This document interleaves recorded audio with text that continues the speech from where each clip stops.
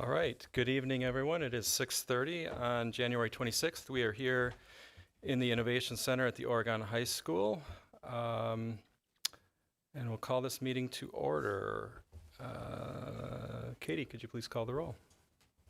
Ms. Bijak? Here. Dr. Bush? Here. Ms. Garrison? Mr. Hensel? Dr. Lakuta? Here. Ms. Wright? Here. Mr. Pankratz? Here. Board has a quorum of 6, and Heather is not feeling well tonight, so she is absent. Proof of notice. I do have proof of notice provided by Katie showing that our meeting has been appropriately noticed, so we're good there. Agenda for tonight. We have our consent calendar, typical information items. We do have 2 action items. We have the approval of Dr. Shannon Anderson as the Oregon School District Superintendent, effective July 1st, 2026. And then we will discuss the 2026-2027 open enrollment spaces. Typical discussion items. Under information items, routine items there. In addition, we have follow-up on our middle school teaching and learning update from last meeting. And then we will hear from our high school team this evening. And I see our high school team is here with us. So great to see you all. Thanks for coming.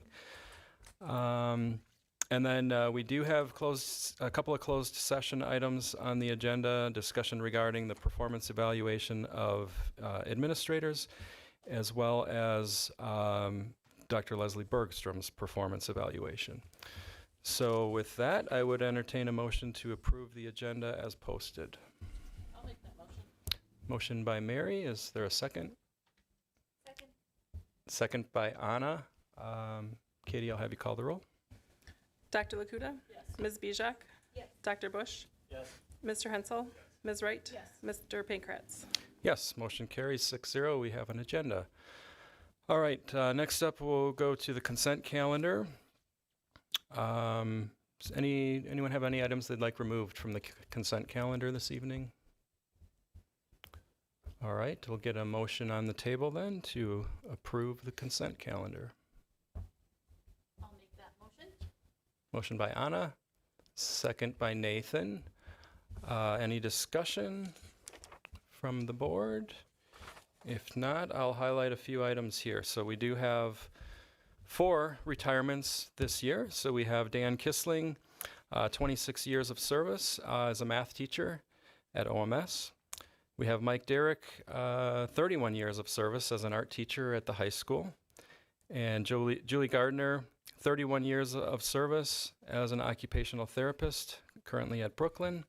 And then we have Rick Fleming, also 31 years of service, a FIAD teacher at OMS. So we thank our dedicated, long-standing staff members for dedicating all or most of their career to the Oregon School District. Then we have our donations. I will read donations. We have the Oregon Rotary Foundation, $1,060 for the OHS Pond. Rick and Jackie Simdam donated $10,000 for the Rick and Jackie Simdam Family Scholarship. Fidelity Charitable is a $500 donation to Netherwood Knoll Library. Irene Draper, $375 to the Manley Draper Family Scholarship. Also Carla Draper, $400. Dwayne Draper, $325 for that same family scholarship. And then we have a $100 donation from Oregon Choral Boosters for an accompanist for Brooklyn. And then Panasonic, care of Josh Piepenberg, 10 bath fans for students in the Intro to Construction class. I would also note that we have we're approving 2 scholarships. One is in the name of Al Wilkening Memorial Scholarship. That's a $1,500 annual scholarship. I had the great pleasure of knowing Mr. Wilkening, and it's just a tremendous, wonderful man. So it's a great honor to see this scholarship in front of me tonight. And then also scholarship for OCSC swimming. That's a new scholarship of $1,000 for qualified candidates, and that's the details are in the packet. So with that, Katie, could you please call the roll on the consent calendar? Ms. Bijak? Yes. Mr. Hensel? Yes. Dr. Bush? Yes. Dr. Lakuta? Yes. Ms. Wright? Yes. Mr. Pankratz? Yes, motion carries 6-0. All right, item B1, we'll go to the superintendent report. Dr. Bergstrom. Thank you. We're so inspired by our OSD students who were recognized as recipients of the 2026 MLK Outstanding Young Person Award by the Urban League of Greater Madison. So you can see all of them on the screen right now. And this special award was given to students in grades 6 through 12 based on academic performance, engagement in the school community, and volunteer services outside of school. Award recipients were honored at a special breakfast ceremony, I believe it was last weekend, or a weekend before, to celebrate their achievements. So congratulations, students. Super proud of everything you do and everything you stand for. That's it from me right now. Great, thank you, Dr. Bergstrom, and more to come near the end of the meeting. Next up, we have public comment. Is there anyone joining us tonight that has public comment? Public comment, one more time, public comment. All right, we'll move on to the OEA report. OEA has a rep here. Rachel's here, but no report tonight. And next up, student report. Bryn, welcome to the board meeting. And yeah, the floor is yours. You can give us the high school report. Hi everyone, I'm Bryn. I'm a senior here at OHS, and I'm very excited to be here tonight to share some recent highlights from the high school. Starting off strong, this past week we had 2 days of our semester 1 finals, and with school being off on Friday, the last day of finals is now on Tuesday. Finals are definitely a stressful time with big tests and presentations, but I know that it's also super exciting for all of us because it means that a new semester is right around the corner with new classes, new schedules, and lots to look forward to. Looking at sports, the OHS boys basketball team had an exciting opportunity to play at Pfizer Forum in Milwaukee on Saturday night. They played a tough game against Kaukauna and came up just short, losing 60-62. The OHS Palms team also had an exciting weekend competing at Southern Regionals in Middleton in both jazz and Palms categories. And the boys hockey team also played on Friday night at home against Milton. The theme of the game was Green Out in support of mental health, with a portion of the proceeds going to the National Alliance on Mental Illness of Wisconsin. This event was also a collaboration with the Future Business Leaders of America club here at OHS, which I'm a part of as the social media manager and reporter for the group. This brings me to club activities that are going on at the high school. FBLA is currently preparing for the regional competition on February 7th, where we will travel to DeForest High School to compete in various categories of business-related events. In addition, a new club has recently been started at OHS called Meals Matter. The goal of the club is to end food insecurity in the Oregon area through charity fundraisers, food drives, and volunteer opportunities. Oregon Meals Matter is part of a larger organization of Meals Matter chapters that have recently expanded as far as Chicago with the goal of bringing communities together to help those in need. And lastly, one of the biggest recent highlights comes from the OHS Student Council, who's hosting Oregon's first winter dance, the Snowball, on January 31st. I serve as a secretary for the club, and I'm personally very excited and proud of our efforts to bring the OHS Snowball to life. What started as a group of student council members who were passionate about the idea of a winter dance grew to a collective school-wide effort to start a new tradition here at OHS. The dance is less than a week away, and everyone is very excited to celebrate the start of a new semester with a dance. I'm happy to have the chance to share these highlights with you all. Thank you. Thank you, Bryn. Very well done. Thanks for that nice report.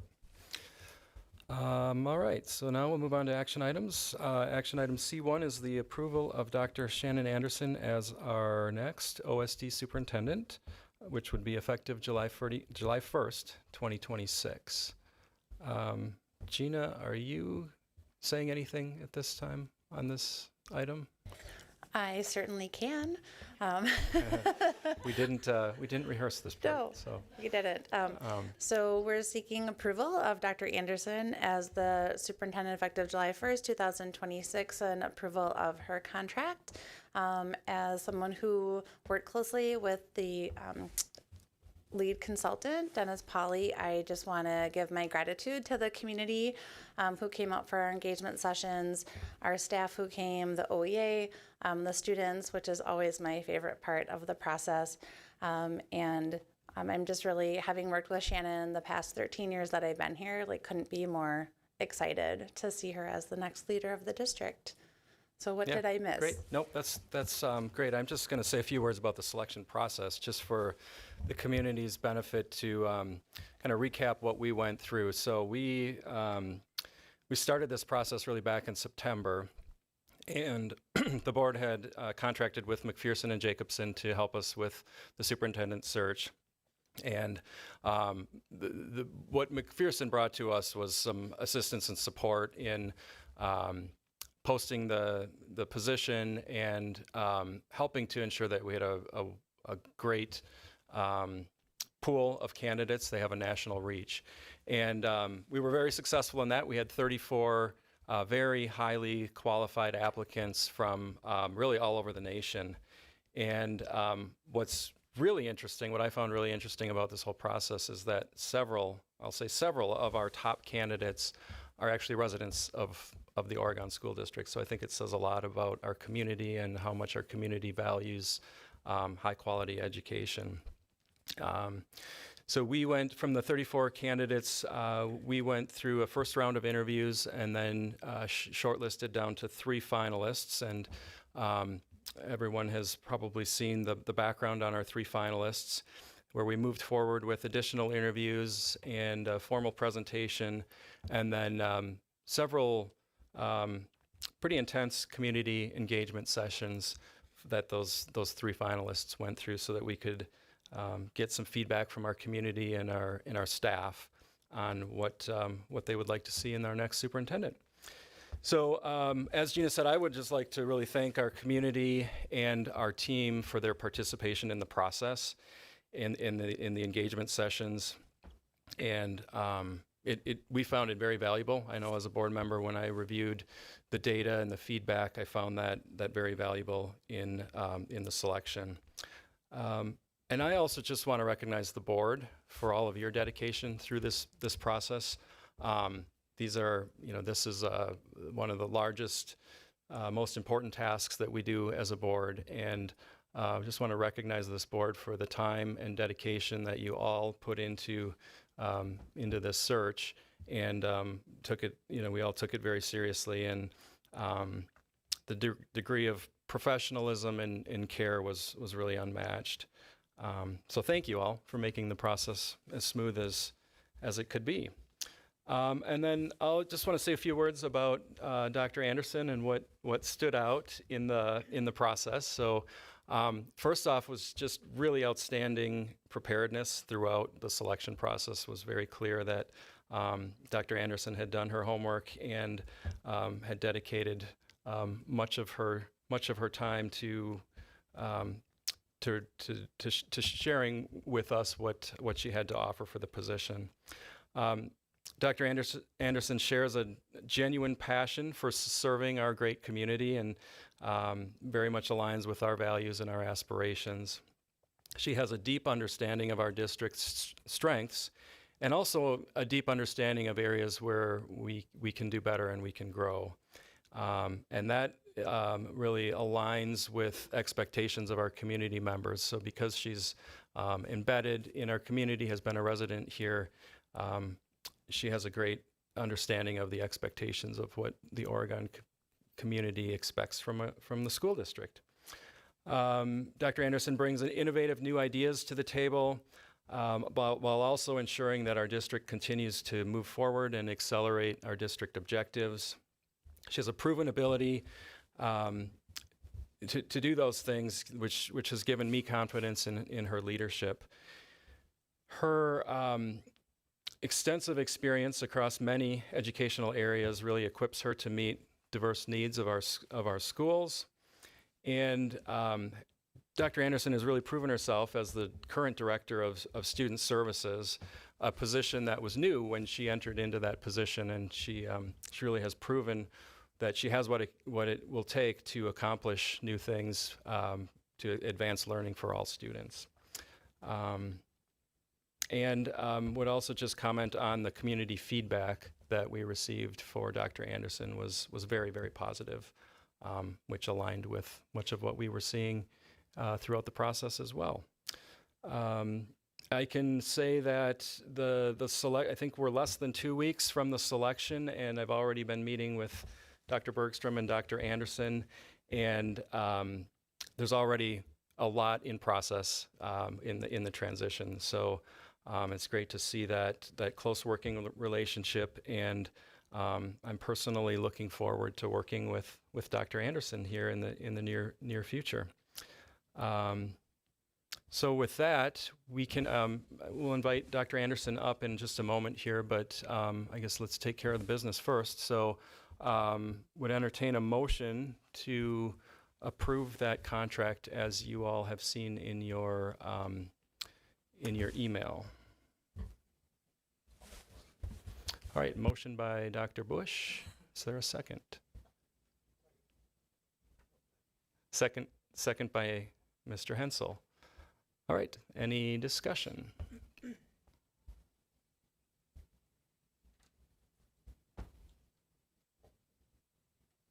All right. If there's no discussion, we'll move right into a vote. Roll call vote. Dr. Bush. Yes. Mr. Hensel. Yes. Ms. Bijak. Yes. Dr. Lakuta. Yes. Ms. Wright. Yes. Mr. Pankratz. Yes, motion carries 6-0. Congratulations, Dr. Anderson, and you're welcome to join us. We have a new superintendent officially.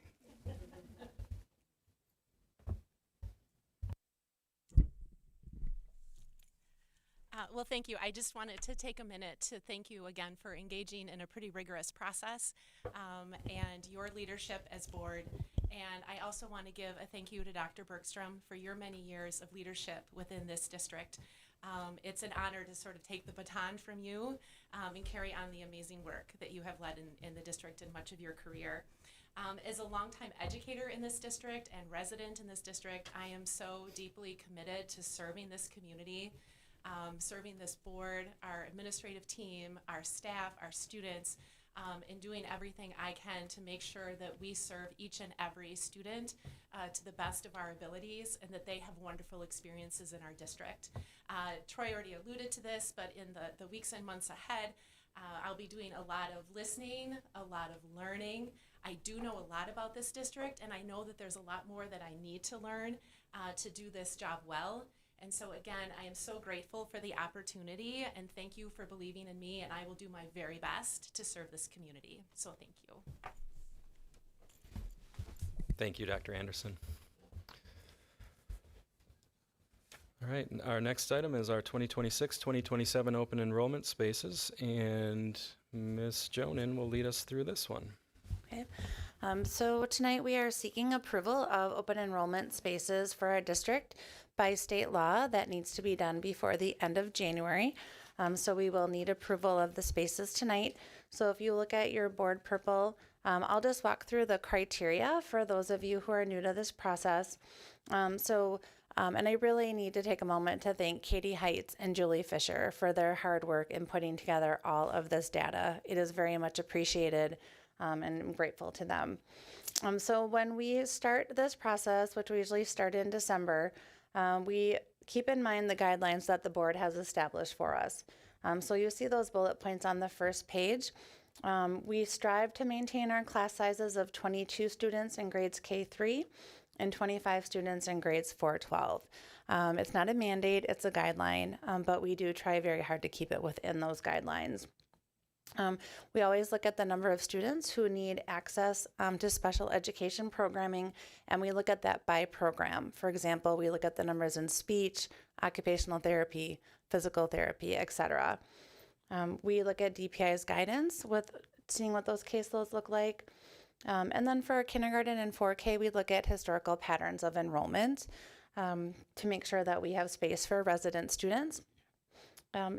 We look at the number of students enrolled overall and what the impact on our budget may be if we don't keep pace with the historical number of open enrolled students.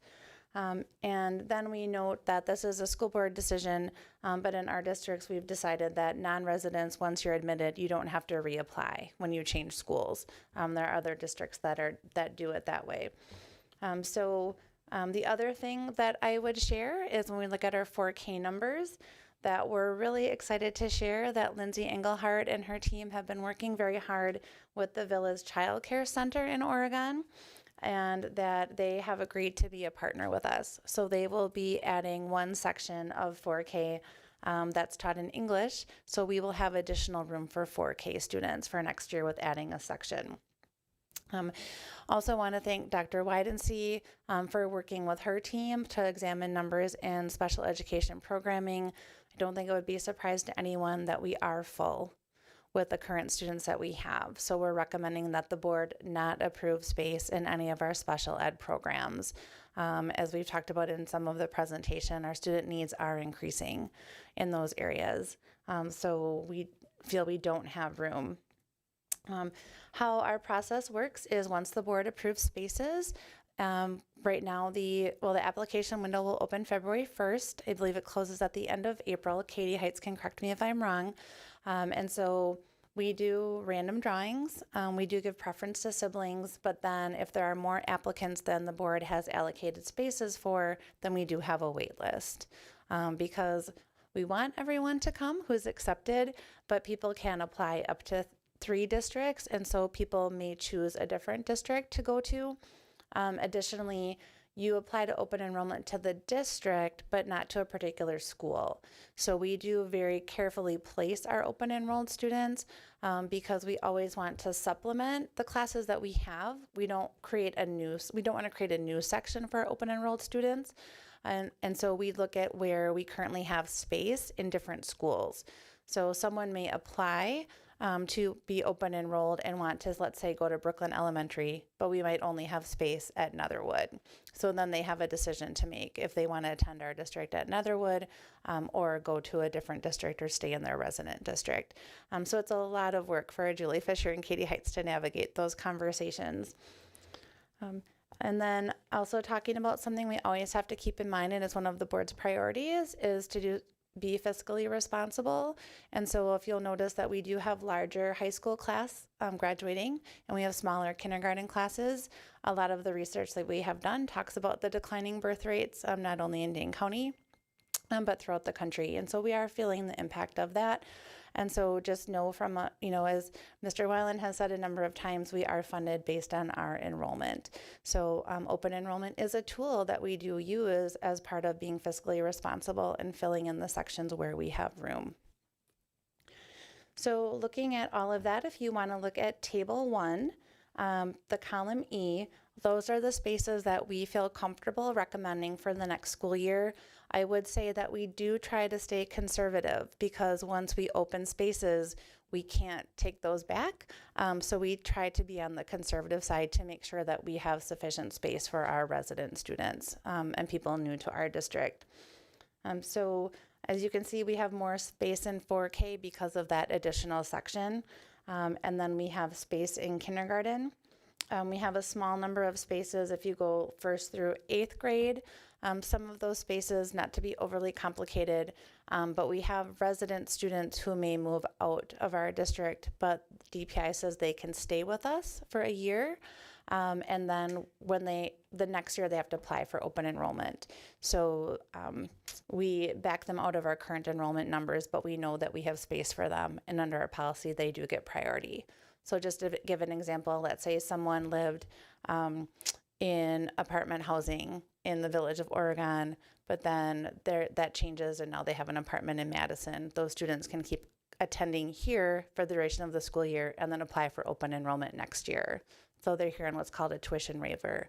So they would have priority under open enrollment because they already attend here and they're already in our numbers.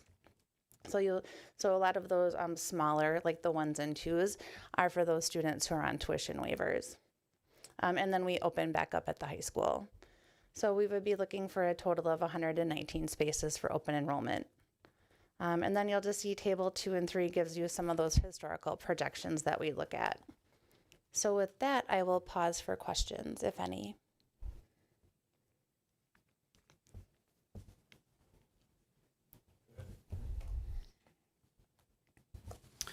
Thank you. I'm just curious because I think this is the first time I've ever seen a number quite that low for 4K reserved for resident growth. Is that because of the new 4K section at Villa, or why is that? So I know it's an interesting way to do it. So what we do is if you look at 4K in kindergarten, you'll see 216 and 260. Those aren't the students we have enrolled because for 4K, they're not enrolled yet. They're just signing up now. And so looking at the bottom, so we're anticipating that we will have 216 resident 4K students because that's what we had this year. So that's an estimate on our part. So we don't actually have 216 enrolled because 4K is starting the enrollment process. So that's why we say 3 there reserved for resident, but really the bulk of the reserved number is in that 216. Right? So like kindergarten's a little bit easier because we're projecting 260 kindergarten students, but only 181 have actually enrolled. So that's a rolling process. But so it's not that we're only reserving 11 spaces for resident growth. We're assuming we get 260. So a lot of those resident growth are in that 260 number already. So like we only have 181 enrolled right now, but we are confident we will get to 260. So we could do it a different way and say we have 181 enrolled and we're saving 80 spaces for resident growth. It's just that it's easier for us to project based on last year. So I'm clearly missing Okay. something. So 260 is kindergarten, right? And Yes. so 216 is the 4K. So are we projecting that our 4K enrollment is going to be substantially less than our kindergarten enrollment? So we have Or- 216 in 4K this year. So we're just assuming that number will be stable for next year. Got it. Because many of those students we don't yet know, right? Because they're Right. 3 and they may not be in a preschool in our area. So this year we have 260 approximately in kindergarten and 216 for 4K. So we're predicting stability. Gotcha. Now we could have more, which would be exciting. We just, again, try to stay conservative. Other questions? Leslie, go ahead. So I just wanted to say it's exciting that we're adding a new partner for 4K. That's an amazing thing. So welcome, Vilas Childcare. And then can you remind me, what does that bring us to? How many partners for 4K do we have now? Is it 7? I can't remember. I wanted to say 8, but I'm Oh, it looking might at be. Ms. Heights. That'll be 8 with It's 8. villas. 8 with Vilas. Okay, perfect. Yeah, it's just exciting that we have partners that still continue to want to work with us year over year and that we do our best to keep them happy and keep those kids learning. So it's exciting. Other questions? Oh, I need to correct the record. Ms. Engelhardt just texted me that it is, or chatted me that it is 7 with villas. So 7 was the right number. Okay. Good to know that people are watching. Yes. All right, I would entertain, if there's no other clarifying questions, I'd entertain a motion. I'll make the motion to approve the I make the motion to approve the 26-27 open enrollment spaces as presented in the purple. All right, motion by Mary. Is there a second? Second by Dr. Bush. Is there any further discussion? All right, just a reminder that this does come back to us in May, June, and we will revisit the numbers. So, Katie, could you please call the roll? Dr. Okuda? Yes. Dr. Bush? Yes. Ms. Bijak? Yes. Mr. Hensel? Yes. Ms. Wright? Yes. Mr. Pankratz? Yes, motion carries. We have 6-0. We have our open enrollment spaces for next year preliminarily. All right, that takes us to discussion items. We'll start with committee reports. Vision steering. Anna. Thank you. Vision Steering met earlier this evening. Again, focused on discussions about long-term planning for the district. And then we will meet again the second meeting in February. So 5/15 on, I don't know the date, but it's the second meeting in February. The 23rd? The 23rd. Great. Thanks. Thanks, Anna. Policy, Mary. And the reason I know the date is because the next policy meeting is on the 25th of February, which is a Wednesday at 5:30 in the district meeting room, and we have not met since the previous board meeting. Great. Thank you both for those updates. Moving on to information items, we have a report on the WASB convention. So that was last week in Milwaukee. We had a smaller group go this year. I know there were a lot of conflicts with schedules. I was unfortunately not able to attend myself. I always enjoy going, but could not make it this year. So at this time, this is just an informational item, so this is an opportunity for those who attended to share their thoughts. Do we have administrators as well? We do, Dr. Widensee and actually Dr. Anderson. So Dr. Anderson, you might want to come back up to the microphone. And Mr. Weiland and I were able to attend. And for me, I concentrated a lot of my learning on updates on Assembly and Senate bills that were coming to the legislature in this session to better understand what may be coming around the bend. And I also spent time listening to experts talk about changes in law and impactful court cases and how they may be applicable to schools in the upcoming year. So it's a really valuable experience for me, even though I would say it's a conference very much tailored in some parts to school board members.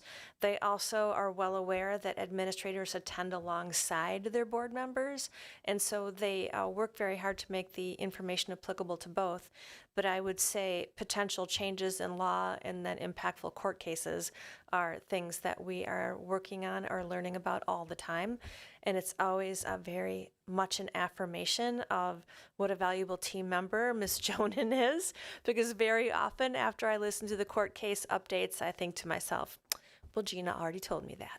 So thank you, Ms. Jonan.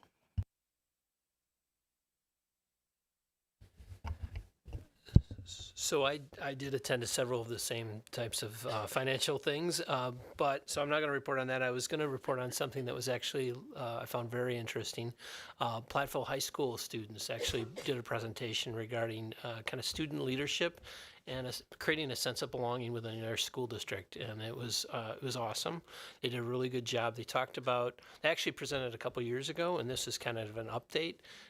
Actually, siblings and friends of the people that started it were on the committee, and they talked about clubs that they've created and things that they've done intentionally to try to create a sense of belonging in their school district. So they're actually they're having a youth unity summit. Actually in McFarland on February 26th, and I did happen to forward that to Ms. Sawicki so that perhaps there's some students around Oregon High School that would want to participate and hear a little bit about their success. So.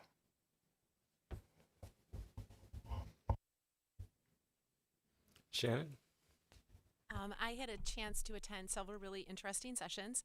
I attended one on the board development tool that the board took last spring and got some different ideas and different ways that superintendents have used that tool, so that was interesting.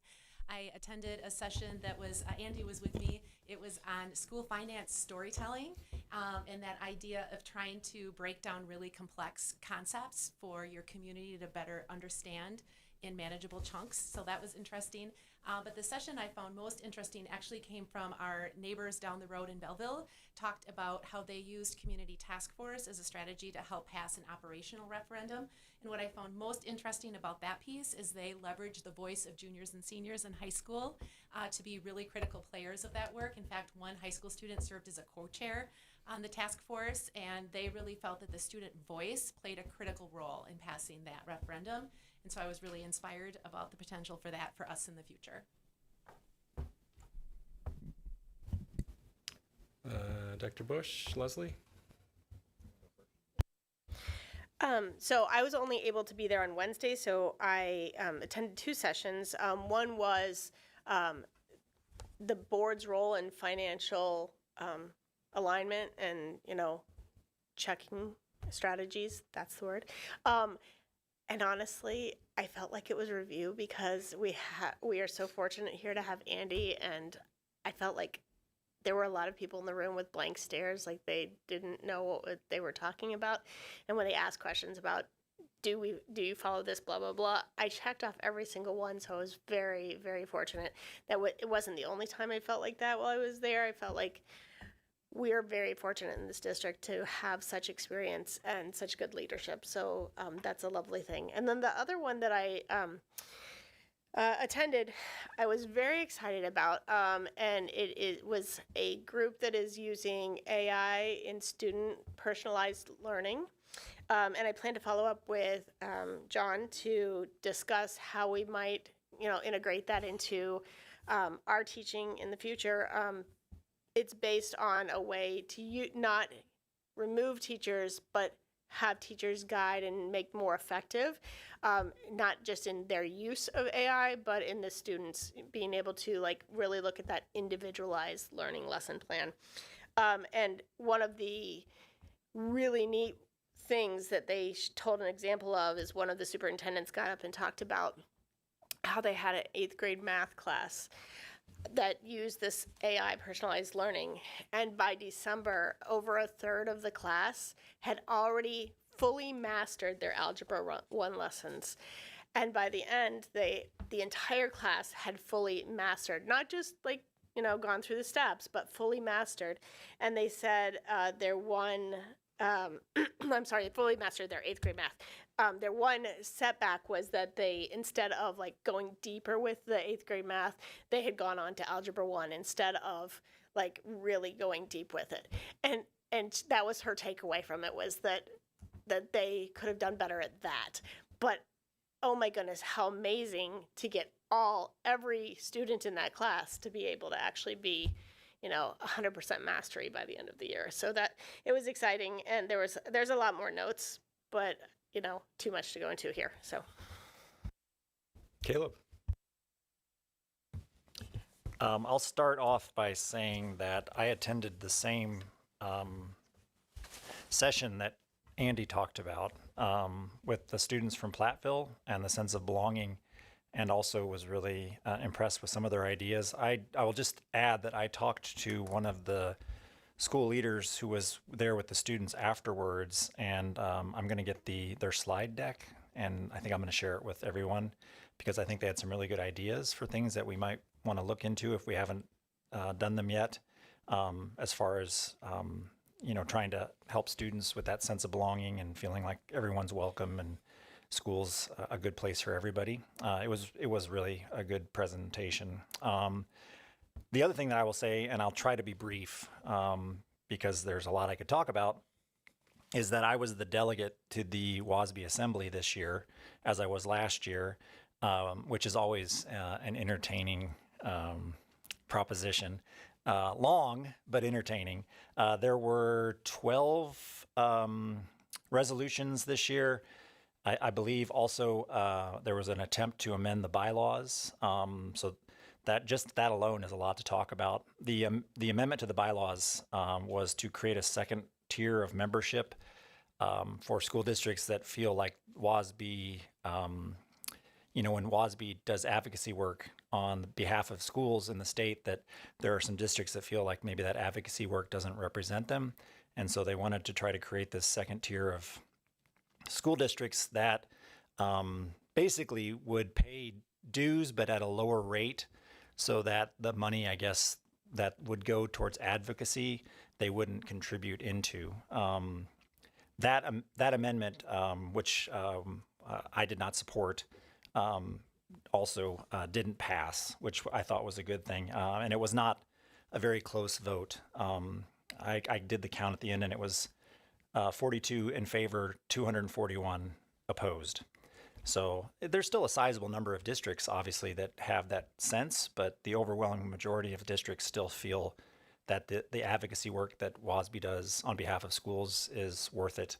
I think another good point was raised by one of the people who spoke on the floor, that in this kind of advocacy work, even if you don't agree with all of the positions that an organization like WASB will advocate for, you will end up, if there's something that benefits schools, right, that will end up benefiting your school district. And so it's kind of like, you know, you're not contributing to the advocacy work, but that advocacy work in the end might ultimately benefit you. And so it's kind of an unfair situation to other school districts if some school districts aren't paying the full dues. And I thought that was probably the most persuasive argument, because we might not agree on everything, but there are many things that WASB and other statewide organizations do that really benefit schools and students and communities in our state. I'll just say a couple other things about resolutions. Our stance on all of the resolutions pretty much was what happened, with only one exception. I voted it was resolution number 2, which was about revisions to the school report card process.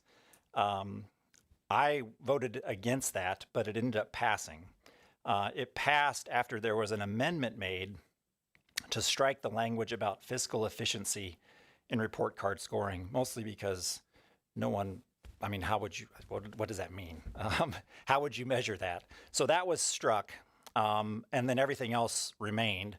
There was a lot of discussion about this. There was an attempt also to amend it further, to strike 2 more points in the resolution.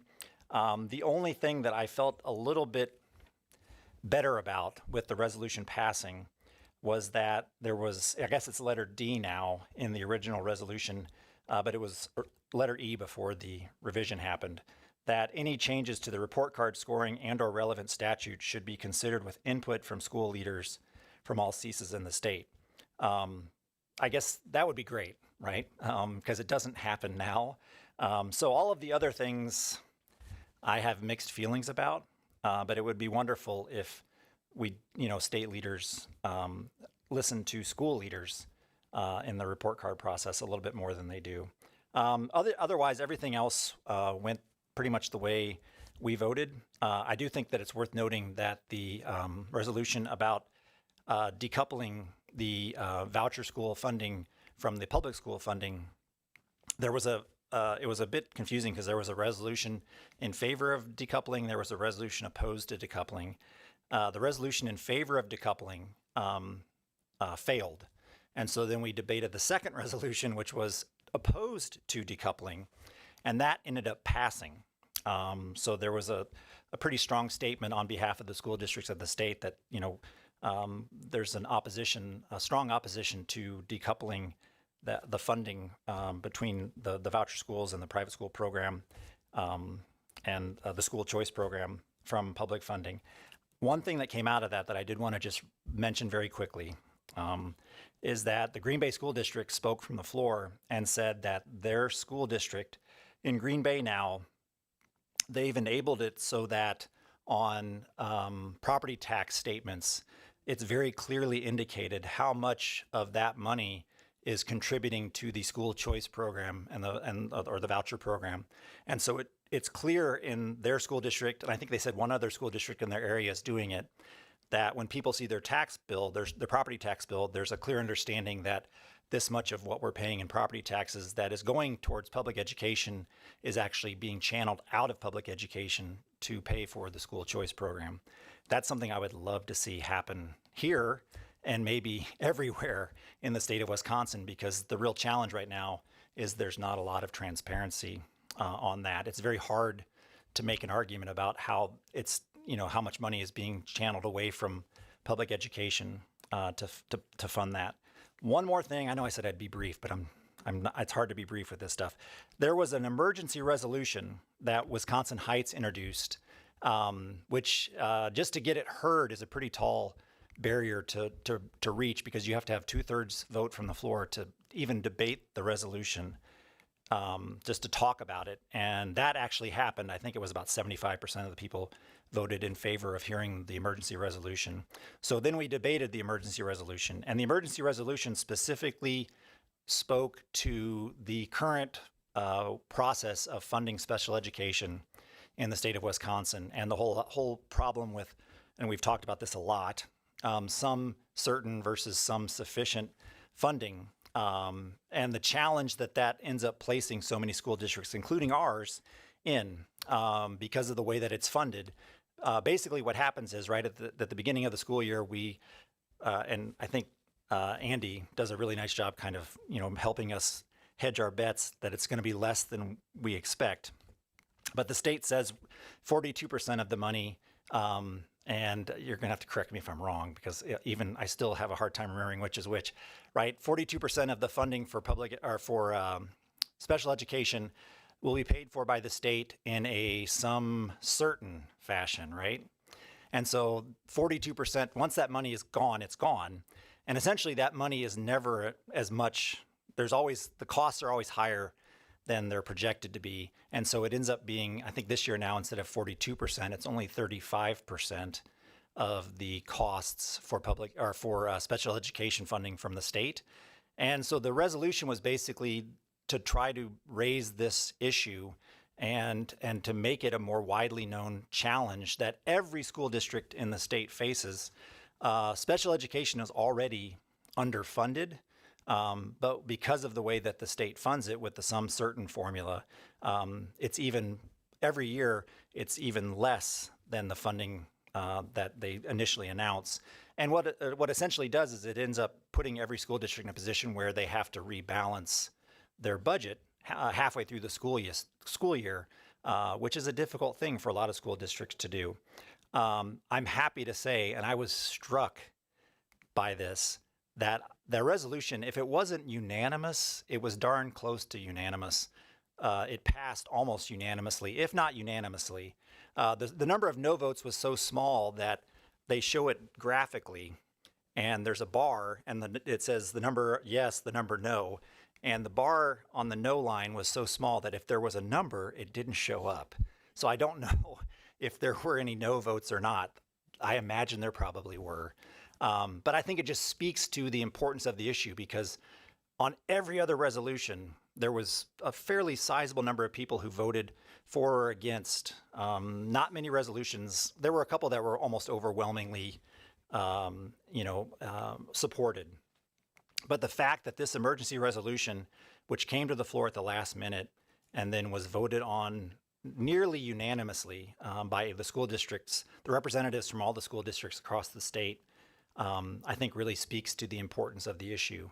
And so I'm hopeful that these kinds of things can help send a message that we've got to do better as a state with funding special education. I think I've talked enough. So it was a very busy couple days for me. The delegate assembly was Wednesday. That took up most of my afternoon. And then Thursday, I was able to attend a session, a couple sessions during the day. And then Friday, I attended one session before I came home. So it was a busy couple days for me. Caleb, I'm interested, you talked about the Green Bay School District that was noting the voucher amounts on tax bills, if I heard that correctly. Did they get into any detail about how they went about that? Because we don't, school district doesn't do any assessments. That all happens through our municipal partners. But I'm just curious if they've provided detail on how that happened. They didn't. We did talk about it a little bit in conversations, maybe over lunch or dinner as a group. And basically, I think what you said is probably what would have to happen, right? Is there would have to be some kind of cooperation with the taxing body in the local community, where you kind of come to an agreement where can we get this done, and it gets done. Because they said Green Bay's doing it, and there was one other school district that followed their lead in that area and is also doing it. And I strongly support that, because I think it would be really good information for taxpayers to have, that this much of the money that they're paying in taxes that appears to be going to public education is actually paying for something else. Yeah, good transparency. And then one more question. How long did the delegate assembly go this year? I was really worried because we were approaching 3 hours, and we hadn't even debated a couple of the resolutions, but maybe people burned out because the last couple votes went pretty quick. Then we had the emergency resolution, and I was also worried that was going to take a long time, but I think it was such a powerfully stated resolution and such an important issue that it was very hard. a couple people got up and spoke in favor of it, and the arguments in favor of it are so persuasive that it's pretty hard. There wasn't a lot of debate on the floor either way. There were some very good positive statements, including the member, the delegate from Wisconsin Heights got up and introduced it and raised the issue in such a way that it's pretty hard to. There was not a lot of debate, so it ended up going just about 3 hours. Okay. Yeah. All right. Well, thanks again for being our representative. Leslie, did you have anything else to add? I just wanted to talk about the emergency resolution and how important that is based on the fact that they've just come out with new surplus numbers that our government has, that the state legislature has over $1 billion in surplus. That's none of that is being even considered to be looked at as changing it to a sum sufficient or to fund public education at all. So, Mary?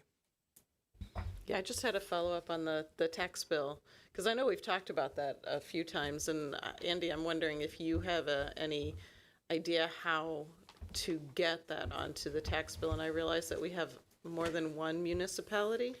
Yeah, actually the county is the one that generates the tax bills for us, so we'd have to talk to them. But it just happens to be that a previous Oregon representative, a resident, is actually the board president of Green Bay, and he and I have talked about that several times. So I'll follow up with him and try to figure out the process that he followed through and see what we can do. Great, thank you. Any other comments on the WASB convention? Oh, yeah, go ahead, Anna. Just to the question about the tax bill, I have seen situations where there's, the FAQ, right? Do you have questions about your tax bill? That some districts and maybe some municipalities are creating websites that have that type of breakdown and that information. So if getting it on the tax bill is a longer term ask, there may be some things we could work with to provide that information so that if people are looking for it or have questions about it, there's an answer to that. And having that information on our website just helps keep everyone informed about what goes into that. So that might be another strategy for us to think about. Thanks, Anna. Okay, we'll move to visioning and strategic planning. Dr. Bergstrom. Thank you. So I'm excited to say that tonight we will be having an opportunity to ask additional questions from our middle school principal, Heidi Walter, because if you remember 2 weeks ago when she presented, we had gone a little over in time, and so we postponed the Q&A component of the middle school presentation. So Heidi will join us in just a moment. And after that, we have the entire high school administrative team here to talk to you and give you some information related to the 24-25 school report for the high school, in addition to thoughts on where they are going this year and the future. So with anything, we always start with our planning framework and where does all of this fit. You'll definitely hear a lot from the high school tonight about Portrait of a Graduate. And then when we look at our middle school report, we have the whole report here tonight, all of the slides, so that you can ask for any of them to be referred to. We won't go through all of them again. That's not helpful. But you know that you'll have everything here to take a look at, including your strategic priorities that you have determined, as well as the OSD goals that are really connected to the presentations that you have been seeing, as well as the student goals and what we are all united around. Now, you'll have an opportunity right now to talk to Ms. Walter, but when the high school gets here, their goals are a little more connected to the Redefining Ready criteria, and they'll talk about that too. But for now, Ms. Walter, if you'd like to come up to the microphone, and we can talk a little bit about any feedback or questions you have related to the really thorough presentation at the last board meeting on our middle school plan. Feels like a long time ago and a lot warmer. It was. It was. Yeah, well, thanks for coming back, Heidi. We'll open it up to board members. We'll start over here with Leslie. Thank you for coming back, and also thank you for your very thorough presentation before. The question I have is, you were able to get Avid up and running this year, which is pretty amazing in and of itself. And what I'm curious about is like how you have seen those students progress, how, that kind of, what kind of stories you might have, and also then basically how those students follow into high school. Do they automatically get accepted into the AVID program there? Do they need to apply again? How that works, and just how you see this continuing into the future. Yeah, great question.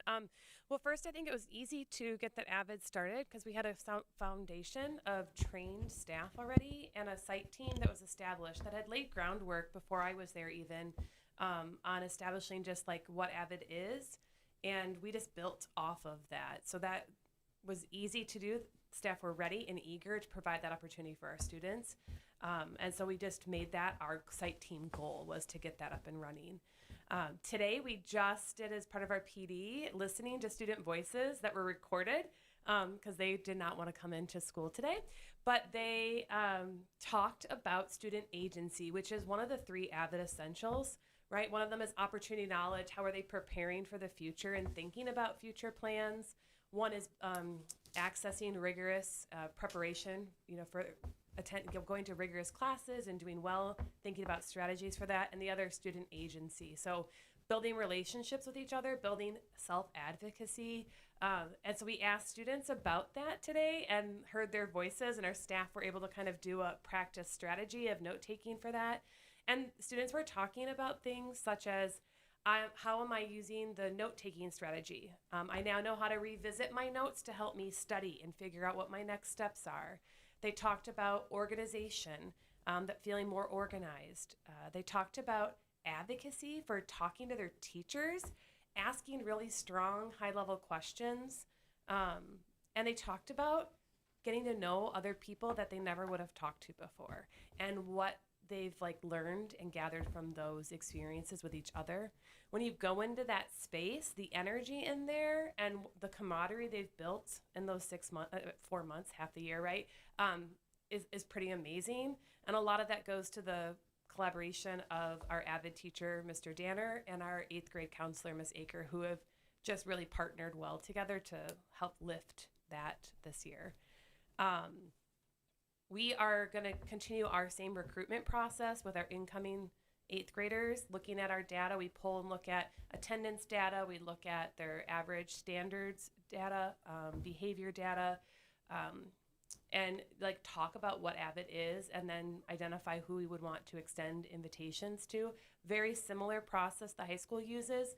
We did not want to say it is automatic from 8th grade into 9th grade though. The high school is a little different than us, and this was our first go at it. So our students will have the same kind of data selection process the high school's used every year, and be offered that opportunity to apply. But it's not a guarantee just because you're in 8th grade. Perfect, thank you. Yeah. So I echo Leslie's appreciation for you coming back. And I am hoping that my notes are actually accurate. I seem to recall on one of the slides that valuing of school was only in the 10th percentile, and I'm wondering if you can talk to me about what the thoughts are around how to bring that up, because that obviously is an important consideration.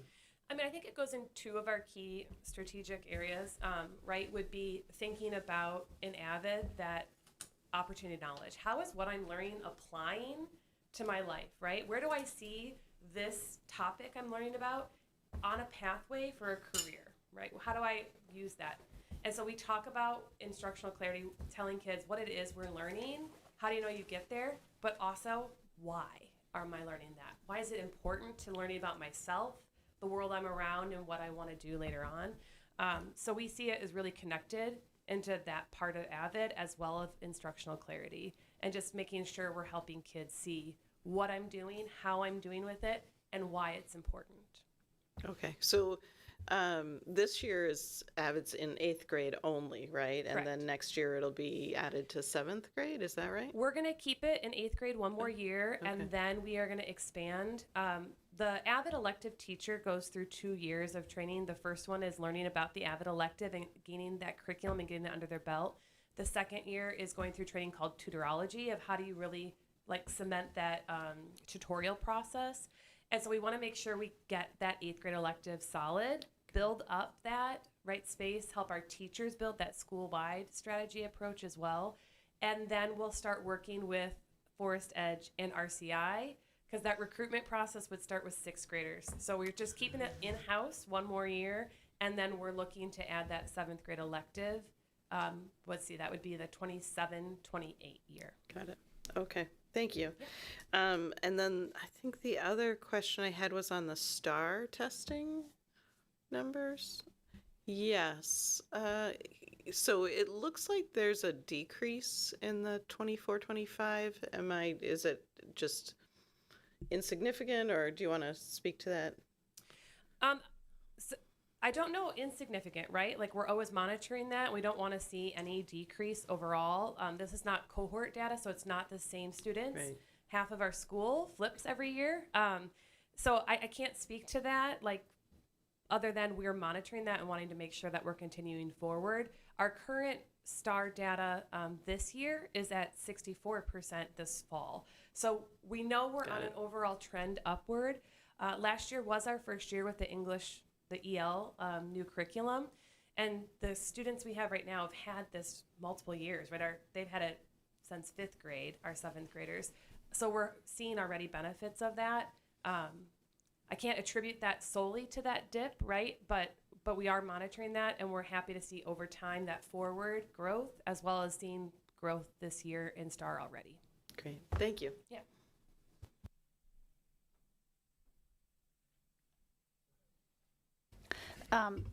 Thank you for coming back again. I'll echo all of my similar board member sentiments to that appreciation.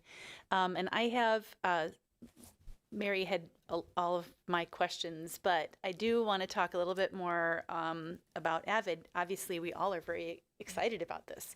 How big of a cohort do we have? Did you say that? And I just missed There's it. 24 students this year in Avid elective. We had 25 slots was our goal. We left one open at the beginning for move-ins, because we have a lot of neighboring school districts that have students in Avid, and we wanted to make sure we had space for that. That did not come up, but we still have a strong 24. Okay. And then I guess I'm wondering, is there PD that's happening, I guess, universally across the staff for understanding some of those Avid skills that can be taught without necessarily being part of the cohort, but some of the teaching and some of the skills can be disseminated and taught holistically, I guess, or universally. So is that something there's intentional focus on that? Is there a goal to scale some of those skills that are being taught at that cohort level more universally? Yeah, so I know that prior to me in my role, marking the text was one strategy that went school-wide. Last year we focused on the foundations of Avid and introduced focused note-taking and the critical reading process. This year the site team has 2 goals. One, the Avid elective, really getting that strong, becoming a model classroom that people can visit. That was part of our conversation today after hearing about student voices, to encourage people to go into that space and see the work there. Our second goal, though, was increasing collaboration strategies. So Avid uses WICR, which is an acronym for Writing, Inquiry, Collaboration, Reading, and Organization Strategies. And the site team decided to select collaboration as our focus this year. Some of that was based off of our Panorama data and talking about how are we helping kids connect to each other, build relationships with each other, and have time to process with each other. We saw like some students saying, right, like, I don't know the kids I'm with all the time. I also don't necessarily like feel that respect from them. And respect is hard if there's no relationship to base that on. So collaboration strategies were ones that we focused on, and we've had them at every PD day so far, where we try to model those as a staff, highlight where we see those. So today we did a lot of collaboration strategies along with that critical reading process. So one of those was a 1 minute, it's called 112. So you have a 1 minute processing time where you practice listening to somebody, and a partner then shares their thoughts after engaging in a reading, is what we did. Then they flip flop, and then 2 minutes where they engage in a debrief back and forth conversation. It's like a really small strategy, but a way to just elevate student voice where they're listening and learning from each other.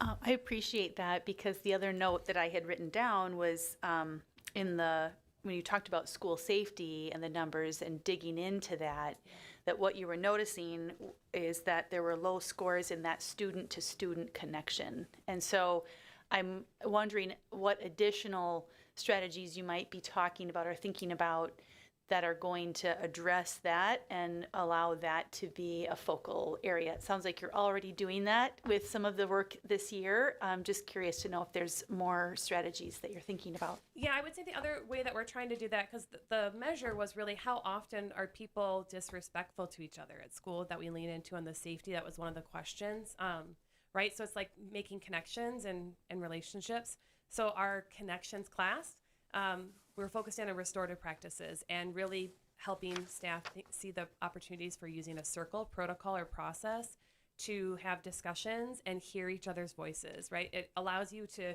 remove like a computer in front of you, right? A desk in front of you, sitting in a circle, and being able to have a protocol where everyone has a chance to be heard and seen is one of those strategies that we're using.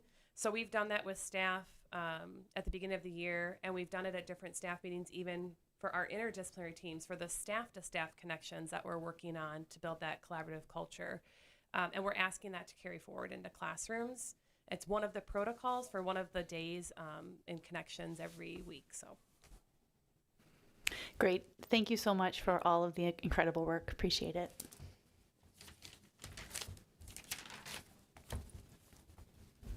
All right, Ms. Walter, thank you so much for coming back. thank you.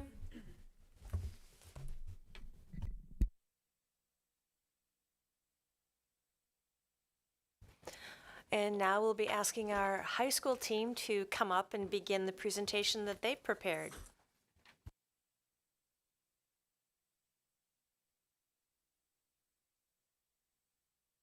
And team, I believe you have a slide clicker at the microphone that you'll be able to turn on and use.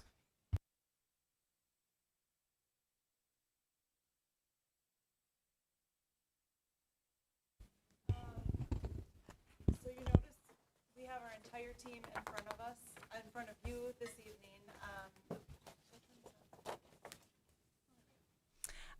Good evening. Really happy to be here with our entire OHS administrative team. We felt really strongly that we all wanted to be here to share our work. This is a labor of love from this entire team and our whole school. So thanks for giving us an opportunity. As Dr. Bergstrom said, we're going to share a little bit about you, about what we have learned in our data from last school year, but you know, as that it's January now, we wanted to give you a look into what we've been up to this year as well. Before I begin, I just would like to give people an opportunity to introduce themselves, and I'll just start. Maggie Zwicky, proud new principal of Oregon High School. Brittany Spencer Grant, Director of Athletics. Chrissy Mittling, Associate Principal. Brad Ashmore, Associate Principal. Dr. Duran Hunter, Associate Principal. Okay. So I believe that you have in front of you what we lovingly call our playbook. It's our annual report and a booklet of priorities that really guide our work. So we'll be referencing a little bit of that this evening, but our hope is really to tell you a lot of stories about what's been going on at the high school lately, to give you a glimpse of what that looks like. Our work this year and every year is really grounded in our theory of action. And we have some really clear action steps for the work that we do, ending with the statement, so that each and every student will meet and exceed our OSD portrait of a graduate and be prepared for their future success beyond graduation. You'll be hearing in just a minute from Mr. Ashmore about that portrait of a graduate and what that really looks like on a day-to-day basis, and what we're hoping for our students. And just today, we call this our playbook because it's not a one and done data handout, but you'll see embedded in there reflection questions. Our staff brought this with them today as we did some professional learning together as really a reflection tool about, are we doing the things that we said that we are going to do and that we're committed to? So before we get into what our data looks like and what we're really learning about and how we're moving forward, really understanding how we approach the work of school improvement is pretty important. There's a lot of ways to do that work. And what we're really committed to is a really consistent focus on the adult actions that we know are going to make the biggest impact for our students. So in other words, really staying the course. And this playbook really helps us to do that. And with some flexibility around being responsive to what our recent data is telling us as well. The second really core value that we hold as we're looking at how to move forward as a school, and the reason that we are all here tonight together, is a culture of collaboration. We really focus closely on how we learn with and from each other, and believe that the experts are really in the room with us. And then the last one is really holding true to a focus of equity and inclusive practices, and you'll hear a little bit about what that looks like, because we know that when we do that, it really does lift everybody. Okay, so the first piece of data that I'm really excited to share with you, that you probably have already seen, but we can't go without highlighting it tonight, is that our DPI report card, we have scored the highest that we have ever have before, and we're now in the significantly exceeding expectations range. You'll see a little bit about what that looks like, but we saw a pretty significant jump this school year. And I'm going to talk a little bit about what that pie really looks like and where we saw the most jump. So essentially, when we look at our school report card, where we saw the biggest growth from the previous year to last year in our data was really in our target group outcomes. The target group is the lowest quartile of students on multiple achievement data points. And what we really saw was that we were able to grow those students at a much higher rate than we had been in the past. And that really is connected to the other piece of another piece of that pie that you see at the beginning, which is really about growth. And it's probably too small to see on your slide there. But we spent some time talking as a staff about what this really means. And our school scored the same or better than 99% of schools in the state when it comes to growing our students. And that's something that we are very, very proud of. And I think all of the kind of work that you are going to hear about after this data piece really shows you how we got there. This is just kind of another visual of that. The other thing that we're working pretty hard on this year is paying really close attention to those students in the Elevate group, and breaking down our data and disaggregating that to really pay attention to how we're doing for each and every student. And this graph, I know you probably can't see, all of those disaggregated numbers, but really the important thing to know is that center line there that's indicated by the yellow arrow shows the average in the state when it comes to growth, and we are exceeding the growth in every single area, even for our students who are struggling the most.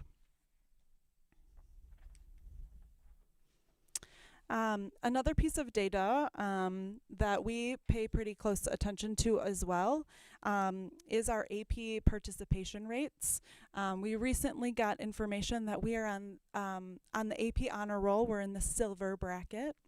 And as a new principal, learning kind of really what that means. And those three categories really speak about percentages of students who took an AP course, percentage of students who scored a 3 or better, and then that last college optimization category speaks about percentage of students who took 5 or more AP classes. So in those, putting all of that data together, we also are proud that we are offering our AP participation rates are also going up.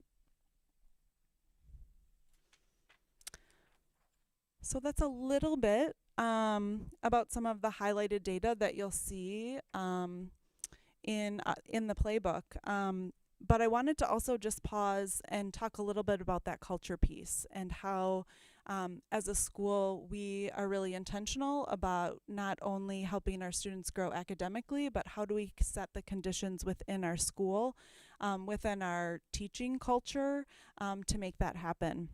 So at the beginning of this year, our leadership crew and our staff really engaged in an article by Robin Jackson that I think we all felt a really strong connection to, called Building a 100% Culture. The reason that we did that is because it highlights a couple things that are pretty important to us as a school community.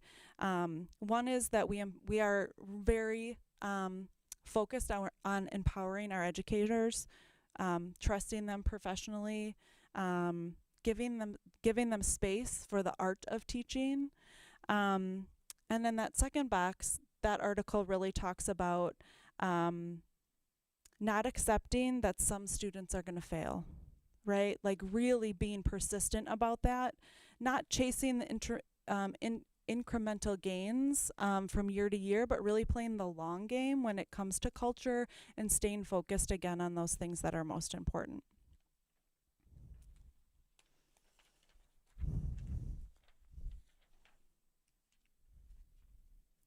So,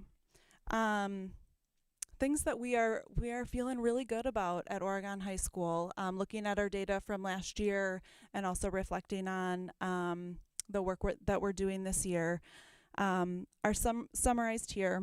Our graduation rate is 99%. So that means that we are not only making sure that our students receive a diploma when they leave us, but that they're ready as well. And we have multiple paths for students to get there. 80% of our grades at OHS are in the A and B range, which really speaks to me that our teachers are really focused on growth and giving students opportunities to learn, and that our grades really reflect that. Another huge celebration is that we saw a 20% increase in the total number of students enrolled in AP classes last school year. Safety, of course, is something that we think about and talk about as a staff all the time and talk with our students about as well. 98% of our staff feel really safe. We have a bit to go when it comes to our students, and then really feeling in the climate that we're in now that safety is that high for them as well. Positive referrals. So we talk, like I know that sometimes you often see behavior referrals from kind of like that negative lens of what are those challenging behaviors students are really working on. And we have a system at OHS for really recognizing the acknowledgments of our students. And we use that same process for calling out the positive, acknowledging those things, and those referrals pretty much always outweigh the negative, which is pretty nice. And the other thing that we are pretty focused on as well is that we, as you saw in that growth data, that we really are doing some gap closing work here at Oregon High School. We have a ways to go. But that's something that we're really proud of and is motivating us to keep going. In looking at our data, we also know that we have some areas for growth. The first one I will say is something that we have been working on for a while, and we've been really intentional about disaggregating our data, and we know that we still have persisting gaps. This last school year, so for our current seniors, we did see a dip in our ACT composite score. And so we're working pretty hard. Dr. Hunter is with the assessment team on really trying to understand that and making sure that our students really have all the resources they need to feel prepared for that. And we also know that we have an opportunity to expand. You heard our AVID practices. And in encouraging all students to take rigorous classes that is going to challenge them and get them ready for college and career after they leave us. And so AVID is still, we've had the AVID elective for many years now, but expanding those practices school-wide is something that's going well, but we're still pretty focused on that. Okay. And then last year, around the time that we did this report for you all, we spent quite a bit of time talking about our multilingual learners. We were, at the time, experiencing quite a jump in the amount of enrolling students who were multilingual learners. And we're continuing to see an increase in those numbers for our students. We have been really intentional about building student leadership opportunities for these students, making sure that the spaces that they come to when they come to Oregon High School feel inclusive and welcoming. We've increased staffing because of the support from the school board around that, and we're able to hire another multilingual teacher last year who has really made an impact in the cultural pieces around belonging as well. And because of that, we are continuing, we're able to have additional co-taught classes where the PLC process is allowing for that co-planning to happen with a multilingual teacher so that we make sure that we're meeting the needs for all of our students. And then one thing that we are continuing to do as part of our strategic plan is really do professional learning for all of our staff around intentional instructional practices that are going to move the needle for our multilinguals. So, based on all of that kind of summary of data, what we are really focused on sharpening this school year and what we have been working on for this last semester is making sure that when we look at data, we're disaggregating that, and we are intentional about the focus on our students in the Elevate groups, because we know that will lift achievement and belonging and safety for all students. As you know, the PLC framework and model has been a focus here at the high school level for a while. And even in the short time that we've had our late Mondays, I would say the energy around staff really getting the sacred time to focus on that has been critical in moving some of that work forward. We're continuing to focus on our inclusionary practices and academic and career planning. And we have been pretty hyper-focused on student belonging as well. So you'll hear a little bit about what these things look like here in just a minute. Our OHS goals are in your brochure on page 7. Thanks, team. And those things are, so I'm just going to summarize them for you here, but you have them to look at. But essentially, we want more of our students to be college and career ready. We want to improve student attendance rates so that students are here and feel engaged, and that we really have access to them in a way that's going to help prepare them. Again, we want to increase that sense of belonging, increase our involvement in co-curriculars, and also keep that focus on the students in the Elevate group. So I'm going to hand it to my friend, Mr. Ashmore, to help kind of talk a little bit about Portrait of a Graduate. All right. Good evening, board. Good evening, everyone. Good to see you. I'm Mr. Ashmore. I'm one of the associate principals, as I introduced myself before. And academic and career planning through the Portrait of a Graduate is one of the things that I really appreciate the most about my job. I love my job in a variety of ways, but getting a chance to work with an amazing team at Oregon High School of people who care deeply about making sure that our students are ready for their future is ideally one of the best parts that things that I do each and every day. Today we had a really good PD. It was great to highlight the portrait of a graduate, and we're very, very thankful as a team of administrators and a team of teachers that the board has given us really clear, concise guidelines and expectations for the skills and attributes that we want in our students as they go through Oregon High School. So we highlighted the portrait of a graduate today, and we highlight it often. Thank you for that. So on the next slide, you can see our Redefining Ready metrics. And we're really proud of this. One of the things that's great about the Redefining Ready metrics is it allows us to see how we're doing. So as you can see in front of you, this is actually data from the class of 2025. So it's senior data every year.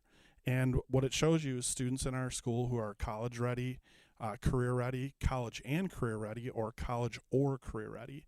So one of the activities that we did today with our staff is we had them look at this data. We had them take a peek at it. It's in our brochure. It's on page 5 for your reference if you're looking through it.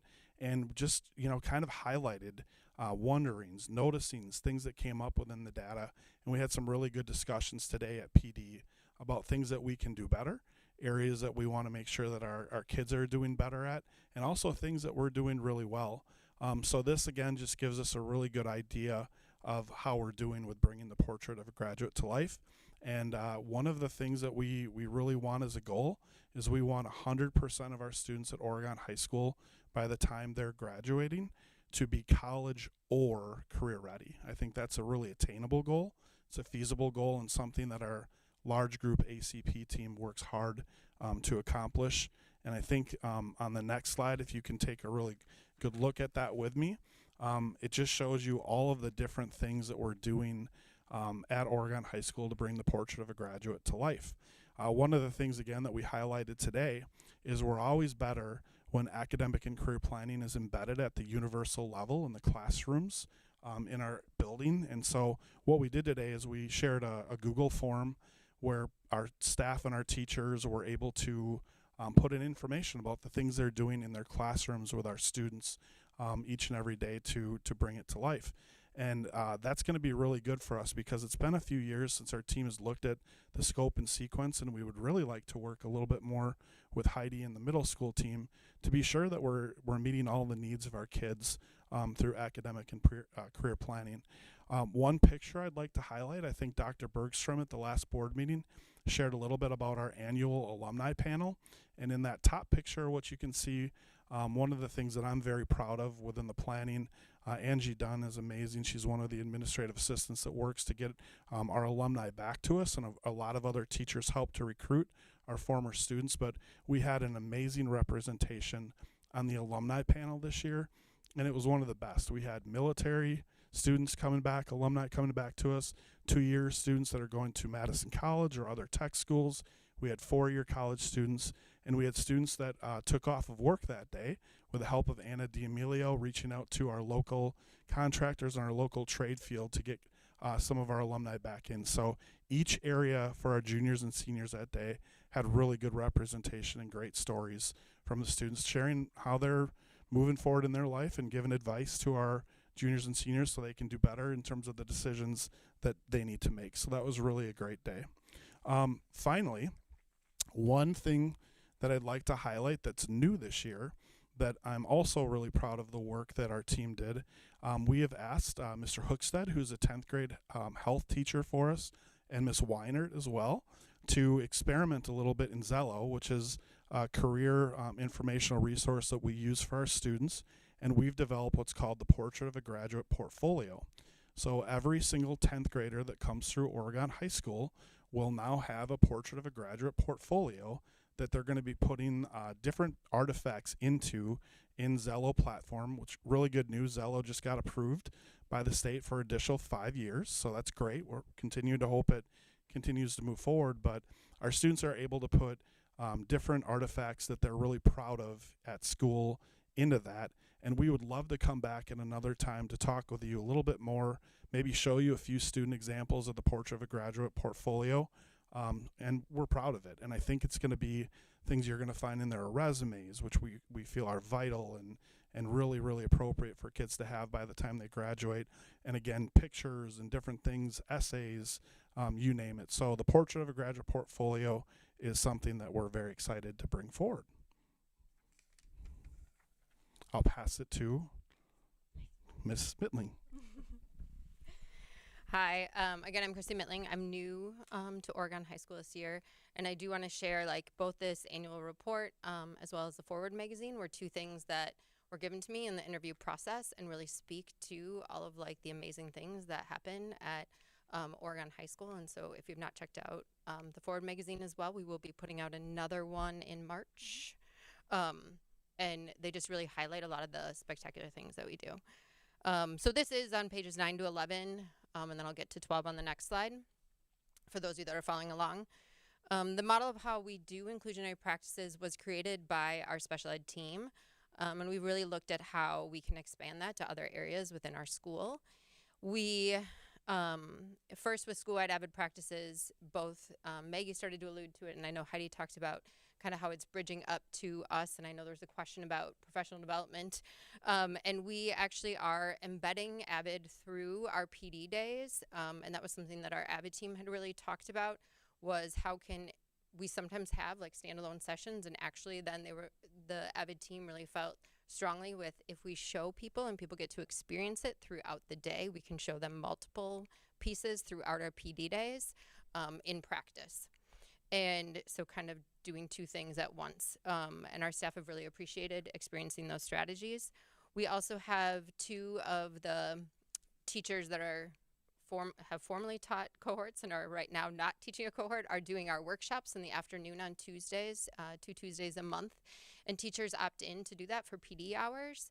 And as a part of that, they actually go in and see each other teach. Which happens in other PD options in our building as well, but is one that's happening specifically for AVID strategies to go in and see each other teach as a part of that PD opportunity. Of course, the addition of morning PLC time, which Maggie alluded to, both for our ML teachers, our multilingual teachers, and our case managers, has allowed more time for them to think and collaborate together. We know that that is important because the strategies and practices they're talking about in their PLCs are necessary for some, but are good for all.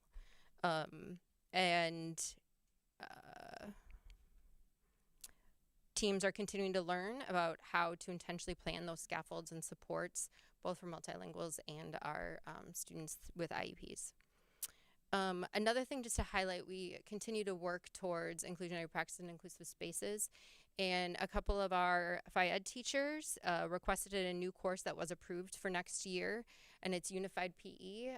Currently we've had Adaptive PE, which is for students with IEPs that need something different, and Unified PE really creates a inclusive space because it allows students with and without IEPs to be in a space together, all earning gym credit together and working collaboratively to meet the PE standards. So I wanted to highlight that as well. Next slide.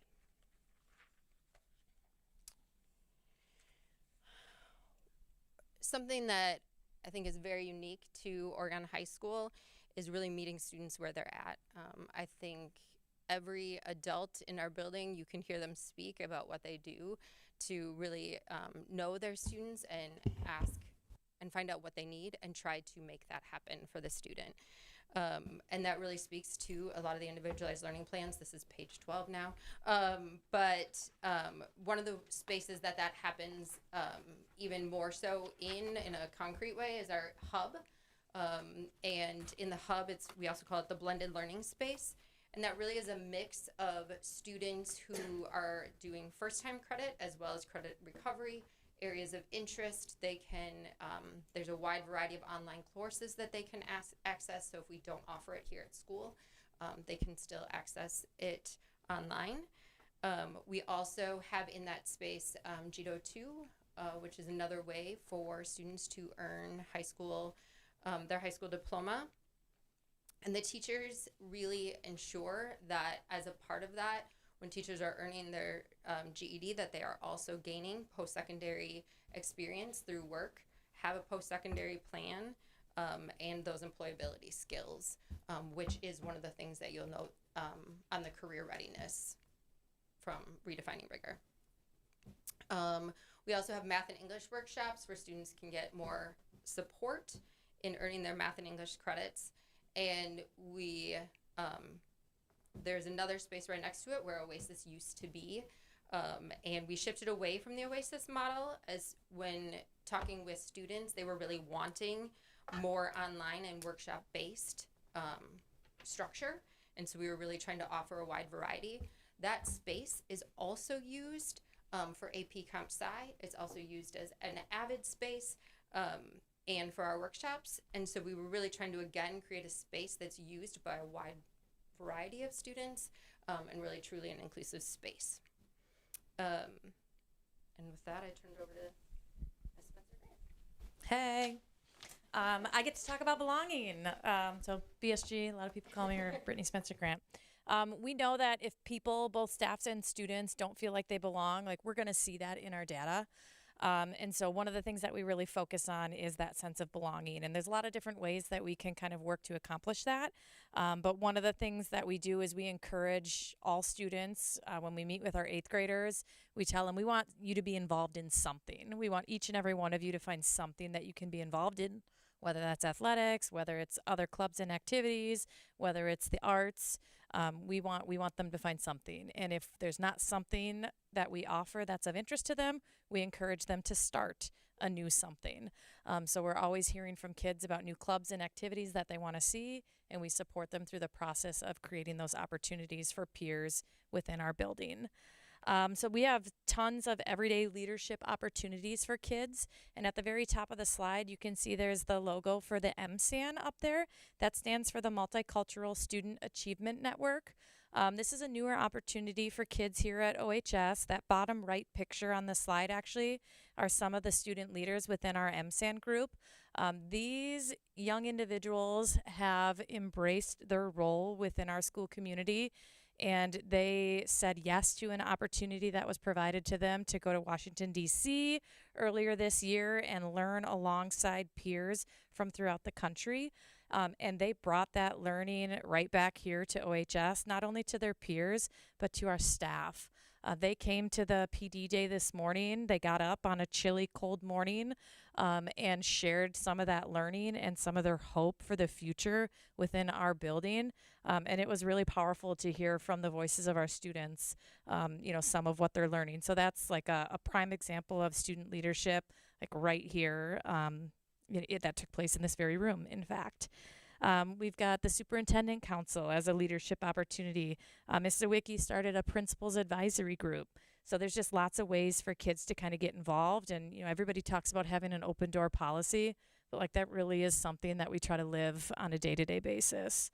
I talked a little bit about those 8th graders. We try to host, or we don't try, we do host a club and activity fair for 8th graders when they come and visit us in late spring. And then again, during homecoming week, we host an activity fair for all OHS students, just to kind of remind people of all the opportunities that are available. Because it's something you might hear about it at one point in time, but without knowing a ton about it, just having that reminder and, seeing some of the other kids who are involved. And these are all student-led activities. There's an adult in the room, there's an advisor, but it's really the kids that are doing the bulk of the work and kind of teaching one another. So that's pretty powerful. Our extracurriculars, you'll hear, obviously athletics is important to me. It's kind of what my day-to-day revolves around. But there's so much more than just athletics that we do offer for kids. So again, finding that something for them is really important. Something that our school counselors did earlier this year was they sent out a 9th grade connectedness survey. So this was above and beyond like our panorama survey that our students do. And it was really something intentional to bridge that gap from the transition from 8th grade to 9th grade and to really get a sense of how our 9th graders are feeling being in this new space around new people. The couple years prior, they were in a building with just 2 grades, and now they're in a building with 4 grades. How was that experience? And then our counselors looked through all that feedback, and they started to make connections with kids who, the evidence and the data was showing that they didn't feel like they had it. And if they couldn't do it themselves, then they reached out to someone else. Hey, can you try and connect with this kid? Because we want them to feel like they belong here. So that was really valuable feedback from our 9th grade students with that transition. Something that we've done, I think, 3 times now this year, including today, are staff circles. We have our administrative team, a lot of our counseling team, and our student services team are facilitators for those staff circles. And what we're doing is we're working through kind of a set of prompts, and there's some kind of grounding norms that go into place in those environments. And people have really embraced the circle experience. And it gives everybody in the room, and it's a small group of about 10-ish people, but it gives everybody a chance to kind of put their voice into the space in an uninterrupted space, because we're using talking pieces, and to just kind of, allow people to share what's on their mind. And today's circle specifically reflected on some of the work and some of the feedback that we heard from the students. And how are you going to kind of take that feedback forward into second semester? And so just being able to directly tie, some of the PD work into other PD work was really powerful. And our data has shown that our staff have really enjoyed those circle experiences. So that's been really valuable for us. Giving back to OSD, we know that our staff are going above and beyond. They're making themselves available before school, during preps, after school, on the weekends, whenever it's needed. They're going to be there for each other and for our kids. But our students are doing the same thing. Our kids are serving as cadets. They're serving as tutors. They're serving as mentors. They're traveling from our building to other buildings on, periods that they have off here. Just to lend their expertise to someone else. And it's showing up in so many different ways. There was a courage retreat recently at the middle school that we had a ton of kids go. They're going to the elementary school and doing some reading. They're helping with recess supervision to help, model some appropriate recess behaviors and provide a little redirection when it might be needed. So they're just wonderful human beings all across this building. And the more we can kind of get them out into the community and our other spaces, I think the more people can see it and experience it for themselves too. And then there's just a couple new student organizations that were founded this year too. One that really kind of piqued my mind was there's a group called the Impact Club. And what they're doing is they're finding volunteer opportunities, and then they're going and engaging in those opportunities together as a group. And this was a student-led organization. Miss Dunn, who Mr. Ashmore already talked about, she's the advisor for them, and she's kind of championing the work for them, but it's them putting in the hours. So that was really cool to see, and they're making a difference within the community, and they're having some fun along the way. And then the last piece up there is just fun. In a building where we have so much collaboration, we've made sure that we don't set the fun aside.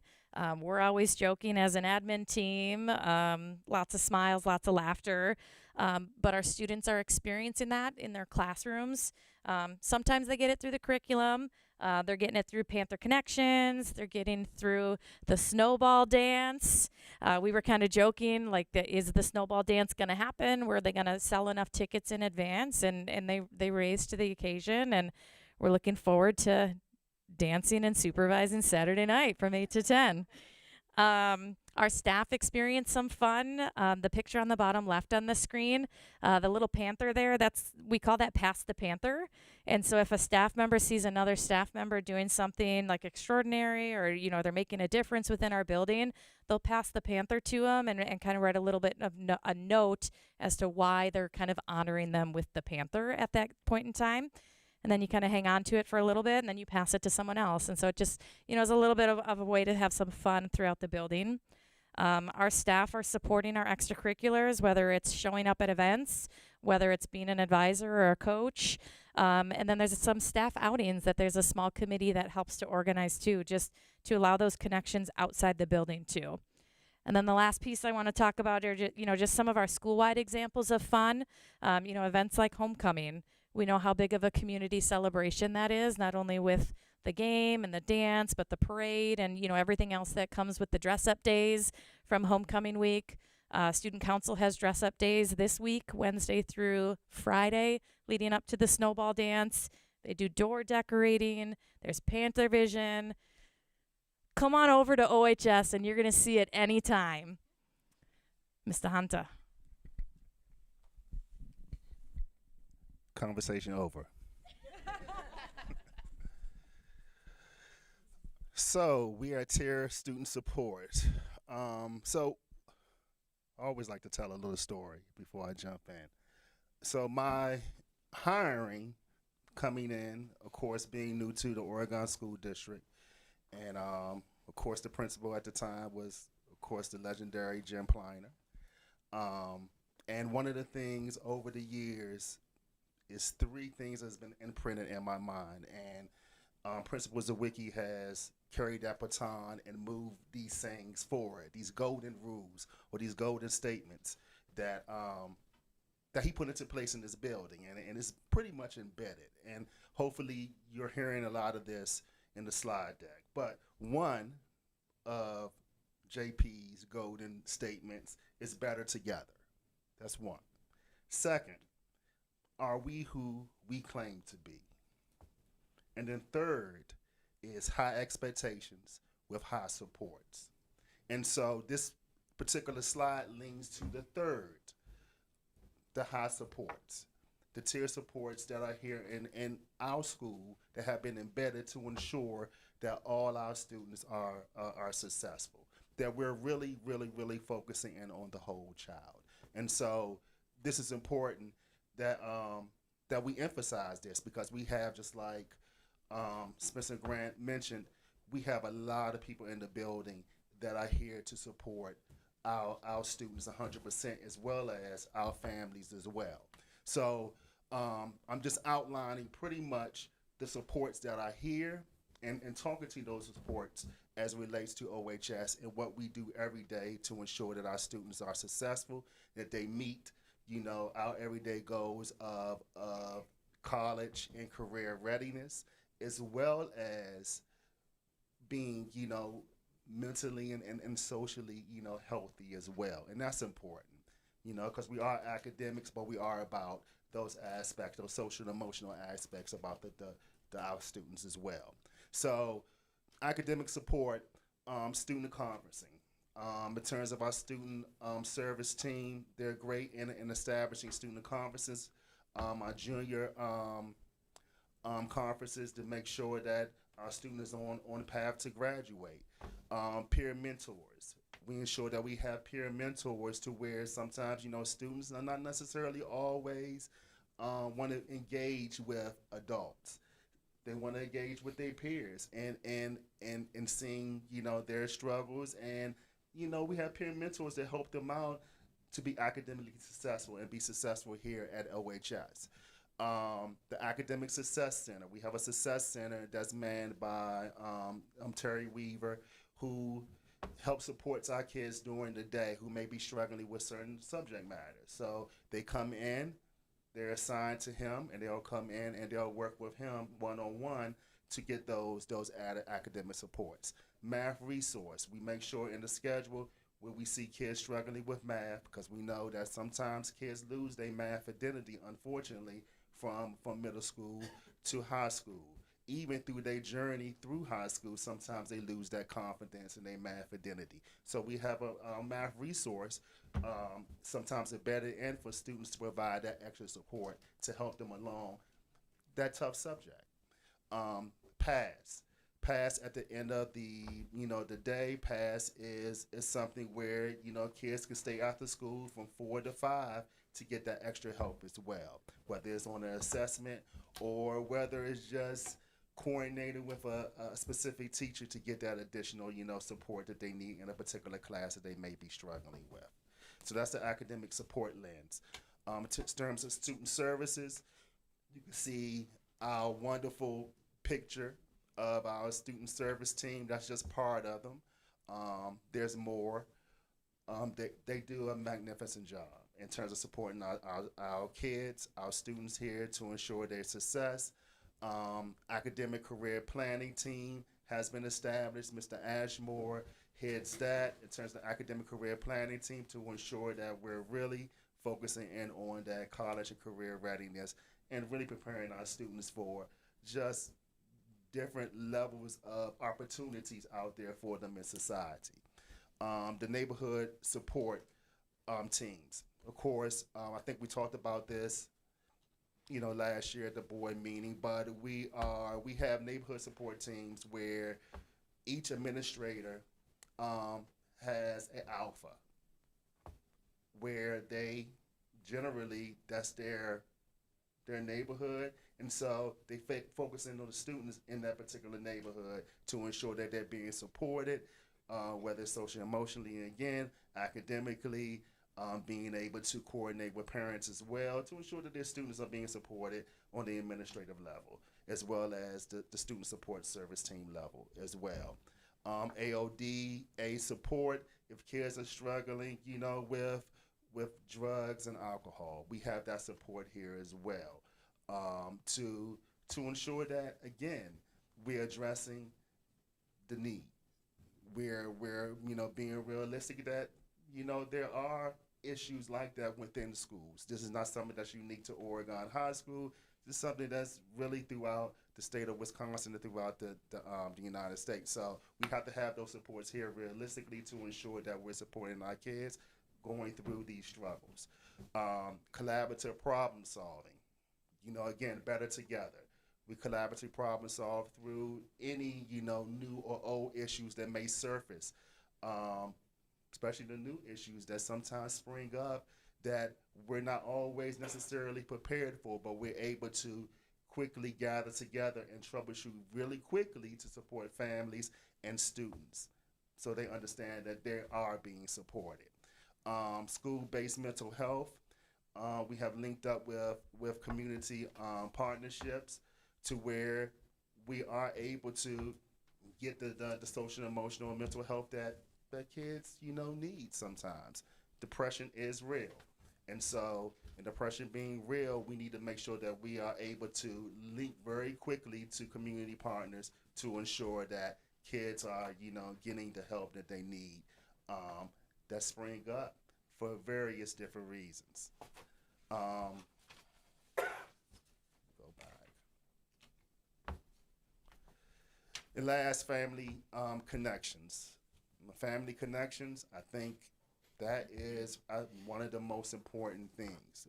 Being connected to the families here at the Oregon, school districts, being connected here to our families of high school students, parent-teacher conferences, providing opportunities for, parents to understand the different programs that are happening within the school is very important to ensure that students are getting the supports that they need at home and families are getting, the questions answered that they may be struggling with as well as it relates to their students going through their high school career. That's it. Thank you, Dr. Hunter. I cannot say enough about the neighborhood support team and the support that our students get, both from the administrators up here and the student services team that really come together to make sure we know our kids and that we're tackling some of those harder things. So one of the other things that I think, we'd be remiss not to spend some time on too is our professional learning communities, as that has been such a focus district-wide, both in our 100-day plans, improvement plans here at the high school, but just in every school. And PLCs at the high school level look a little different than teachers that may be sitting at an elementary school, for example. We have over 40 PLCs operating in this building. And so when we thought about how we are best going to use this time that our community so graciously gave us on Mondays, we were tasked with quite a bit of a puzzle to think about what those Mondays look like for us. But when I think about that first slide when I talked about professional trust, our teachers really came together and figured out what that was going to look like. And before we dove right in, we really spent a lot of time talking about what are our collective commitments for that time that we're using. because there's a PLC plus framework for that, right? And questions that really we're committed to answering when it comes to what do we notice in our data, who's benefiting, who's not, what are we going to do about it next? But teamwork like that and having hard conversations takes a lot of trust and commitment to doing that work. So we've spent a lot of time this year also really nurturing the conditions that we know are important for doing that, so then we can get to the analyzing student work in the most productive way. And what we're hearing from our staff and what we're noticing when we're joining those PLCs is that we're really able to not only look at that data, but also feel pretty aligned across courses about what kind of feedback we're giving, how we're assessing students, and how we're going to move forward. You'll notice up on the slide, there's a picture at the bottom in the black and white of our music team. They are an example of a PLC that is not course alike. They teach music standards across different classes, but they still are committed to that exact same work of bringing student work, talking about it, using each other as a professional resource to think about moving forward. And above that, you see a picture of these guys to my left, because we're all really engaged in that as well. And as leaders too, we're taking that commitment really seriously and have a PLC of our own as well. So it's really something that everybody has embraced. And you heard me talk about this a little bit at the beginning of the presentation, but I really want to emphasize the dedication of the Oregon High School staff of really using data to drive our action. So that includes not only disaggregating our data and making sure we know how each and every student is doing, but using that data also in the support system that Dr. Hunter talked about as like an early warning system for us. Like when we see in our data that a student or group of students are struggling, we're using that data to really do some action planning in that way. And then also, we also know that that's not intuitive for everybody, and to be data literate, like we really have to spend some time about how we're going to do that. So our professional learning plan across this year and moving forward will also focus on us getting better at knowing what data to look at and thinking about once we know what the data is telling us, what are we going to do next?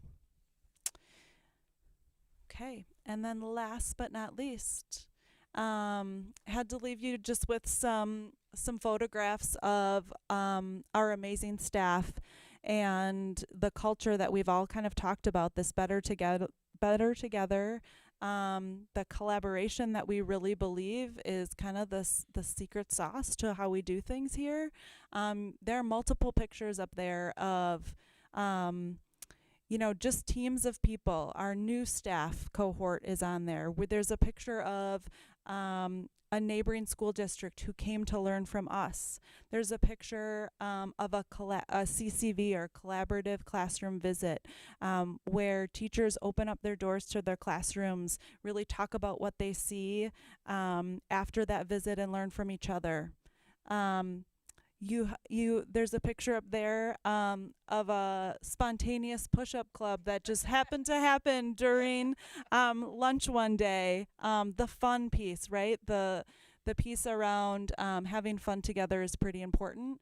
And there's also a picture up there of instructional rounds, which again is just a structure where we have our own teaching staff and staff from other buildings come, and we walk through our classrooms and we look at trends, and we are really intentional about gathering that data to be informative of are we meeting the goals that we said we were going to be headed for, and how can we be better?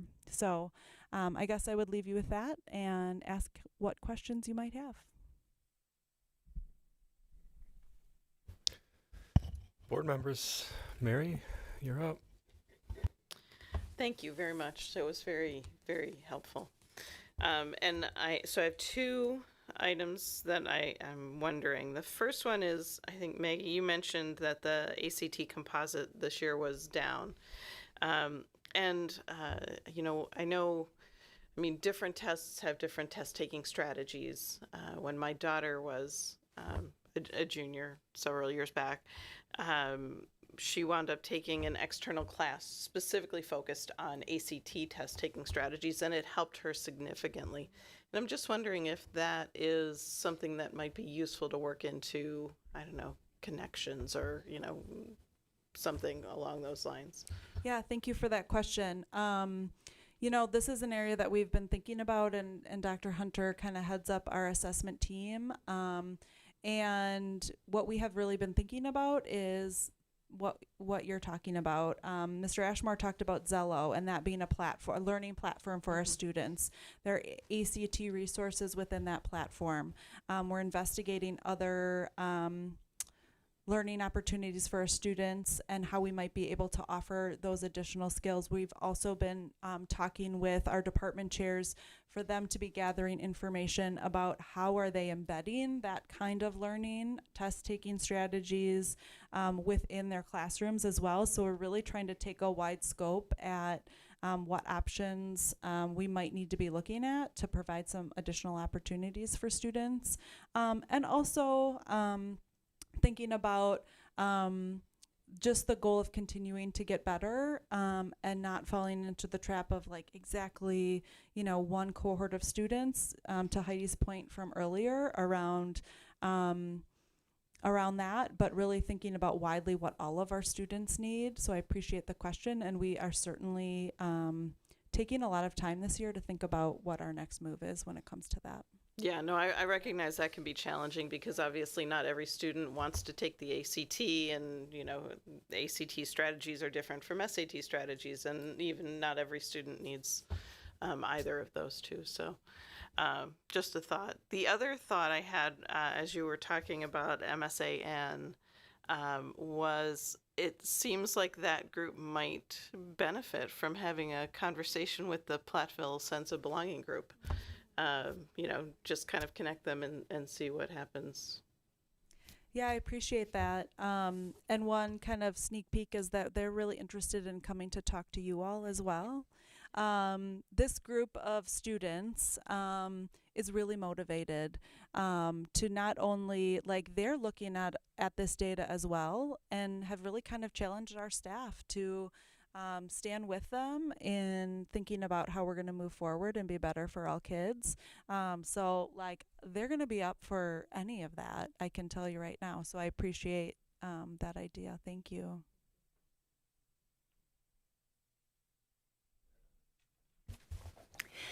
Thank you so much for this great information. I really was interested in what Mr. Ashmore discussed about the portrait of a graduate portfolio for our sophomores. And I know that we have a class maybe at the senior level as well that's kind of a senior portfolio that is an elective, I think, but I know there was always discussion of scaling that upwards. And so it's exciting to hear that we're maybe doing that, but starting even at that sophomore level, which is awesome. I commend that. I'd be curious to know if that is something that would carry through with them throughout the rest of their high school career, right, into their junior, senior year, so that they don't lose sight maybe of some of the things, the good work that they're doing at that sophomore level, letting that carry them through as they continue to get closer to graduation. So I'd just love to hear any more you might be able to describe on that. Sounds really awesome to me. Yeah, that's definitely the idea, is for them to have that from their sophomore year moving forward. We chose sophomore year because all of our students are required to take health as a graduation requirement. So just thought that was an appropriate time to do it. Also, health class has traditionally used Zello quite a bit for career cruising and different types of career-based education that they do within the class. So it felt really natural. Mr. Hookstead and Ms. Weinert have always been very on board with trying new things and seeing how this goes. And what's really great is we met with our Zello representative a few times first semester, and there's the new tool in there for the portfolio that's housed within the Zello platform. So we learned a little bit about that and how to make that usable for our kids. And Brian, teaching health, being the only teacher right now first semester that had health, had all of his kids build one. So yeah, we're excited about it too. And again, we would love to come forward with you, get a little bit of feedback on how it looks, and have a few students maybe share some of the work that they put in there. We did one student example today to showcase. He gave permission for me to be able to show the work in front of our staff today, and I think our staff was impressed too. We just didn't feel like that tonight was appropriate, but we've got a bunch of students that have linked portfolios, so if you ever want to see those, it'd be great. Thank you. Just one other follow-up question, I guess, would be, is there a component of that, or is there intentional work behind additional, maybe exposure to all different careers? And I mean, I know that obviously we had our alumni coming back talking about what they're doing post-graduation, and that's awesome. What a great opportunity to hear those stories. I just think there's so much that kids aren't aware of, different career pathways, and I'm talking ones that aren't standard, right? Like being a nurse or being an engineer, even like kind of these positions and roles that just I don't even know about. So I'm just curious, I guess, if there's more we could be doing for exposing kids to all those different types of careers to help inspire, I guess, what they might want to do, or help them be motivated about why what they're doing in school matters for that. Yeah, absolutely. One of the things we talked about today as well at PD was just the different resources that are in Zello. And of course, not everything has to be within Zello, but really kids, I think, become passionate about the things they want to do through the courses they take here. And Zello's got some pretty amazing career videos and interviews and different areas within the Explore tool that show you, if you're interested in biology, here are the majors that exist, the colleges that are out there. And also we know, just as Dr. Lakuta said, that not every one of our kids is going to college, and that's okay. And so we really try to encourage all of the different pathway options for kids so they know what options are there. And we do a lot of that through Connections, but we also do that universally in our classrooms each and every day here. Our trade classes that we offer, our tech ed classes, we have, I believe, the most phenomenal group of teachers around teaching those classes. They're really popular for our kids. And if you ever get a chance to walk in and walk through those classes, come over, because they're doing some really amazing things. I mean, we know this, but we build homes. We build houses in our district, and it's just great. And there's other classes and other things that are happening, child care development, going into the centers to help with our youngest learners, and it's really a lot of great opportunities. It's the portrait of a graduate, for sure. Yeah, I mean, that's one thing I would say I'm always so impressed by in our district are those various opportunities that are available for any pathway. Honestly, it's just awesome to see that, and so thank you for the excellent work. Appreciate the information. So I just want to thank each and every one of you and all of your teams and staff members in the building. I think there's so many districts that, have great things going on. And when I hear the stories like we hear today, there's buildings and districts that would love to have not only a booklet like this, but the outcomes and the results that we get that we're able to share in the stories like this. So thank you to each of you. Certainly could have a couple of questions. I know they're probably similar to what many of my other board colleagues would have as well, but with our student rep here tonight, and as we were trading stories as we were sitting down tonight, she's the same age as my son. I'd be very curious, as you're sitting here listening to your administrative team share their feedback on your own building as a senior, having been in the building. Would you be okay if I put you on the spot and asked you what's one grow and one glow of OHS based on what you heard tonight? Sure. At your discretion, or just say a comment or two based on what you hear. I love hearing your perspective. I know, Meg, you had mentioned that you have a group that would be eager to share some of their thoughts and ideas with us, so I was hoping to help jumpstart that maybe through this conversation. So do with that what you wish, as much or as little as you feel comfortable. Sure. So I guess something that stands out to me a lot, like being a senior and thinking about the things that we were just talking about just now about the different classes, and that's something that I definitely would think of as a glow that I noticed just growing up in the district. Starting from second grade till being a senior now, and definitely the variety of classes that we have here, and not only that, but also the teachers in those different sections of the classes as well, I feel like are really supportive and knowledgeable about each of the topics that you could choose to learn about. So I know you were talking about the tech ed classes, and I have never taken a tech ed class personally, but Mr. Hawkinson is my connections teacher.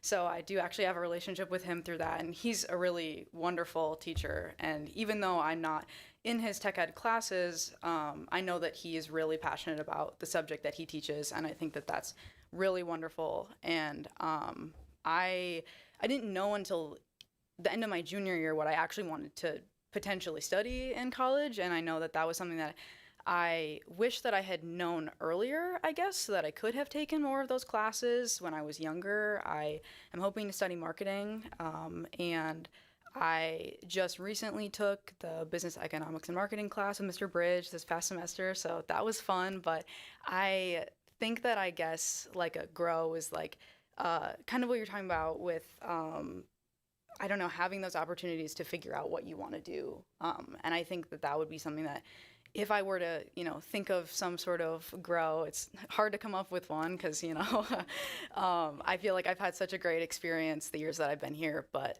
I wish that I would have been exposed to some of those other careers when I was younger, just being maybe a freshman or the younger grades at the high school, so that I would have been able to take those classes in those things that I was interested in. But I didn't really know that I was interested in that until I was a junior, so that was kind of partially me too. So, but yeah, overall, I would say everything that I would have to say is mostly a glow with my experience in the district over the years. I love all my teachers. I love all the classes that I've taken, and I have nothing but good things to say.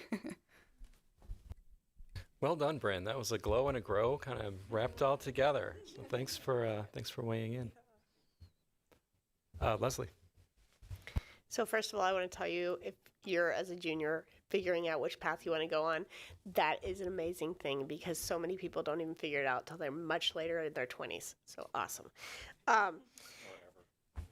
I want to just say, wow, and how exciting that you bring all this stuff to us, and how fortunate I feel to have my second son coming next year to OHS, to all these amazing educators that just really do care so much about our kids and really make such a difference in their lives by giving them opportunities and helping them to grow. I had questions on Zello, but that's been covered a lot. So I can't wait to hear more about that in the future, about the portfolios and how you're, building upon that. I do have one question, and it's a clarifying kind of thing. How do you differentiate between the college or career ready and the college and career ready? Okay, so I'm going to have you go back to your page 5, and page 4 and page 5. So redefining ready really defines what that looks like for us. And then our job is to really look at how our students are doing. So if you look at the bottom of page 4, it kind of outlines what the redefining metrics look like for college ready in that left-hand box. And then career ready on the right-hand side. And then we, disaggregate, or we look at that data to determine who is only college ready, career ready, or both. Does that make sense? Sort of, but I'm confused about the or and piece. Okay. Because what makes it college or career versus college and career? Yeah. So we look at who met the criteria to be college ready. And then we look at the students of who met the criteria to be career ready. And so that was the first two, right? You're college ready, that's our 73%, career ready, you're 84%. The college or career means you met either one. Either you're college or you're career ready.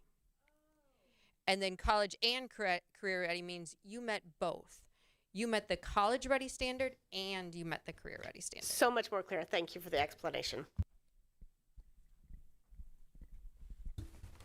I have a bunch of questions, but it's getting late and I'm going to be respectful of everybody's time at least a little bit. But I'll say thanks for sharing all the good information. I'm going to ask two questions. and they're the two of the bigger questions that I can think of, or that I thought of, and I'll leave some of the other smaller questions for another time. So one question is, this is my third year on the board, and I've kind of been thinking back on the last 3 years and some of the things we've accomplished as a board, and I think that's just because that's where I'm at, and thinking about maybe the next 3 years and what we might accomplish going forward if I get another 3 years. But in the last couple of years, two of the big things that we really were working towards as a board and as a district, one you talked about, which was PLCs. The other one that we haven't talked about much yet, and I would like to ask a question about, is the cell phone policy.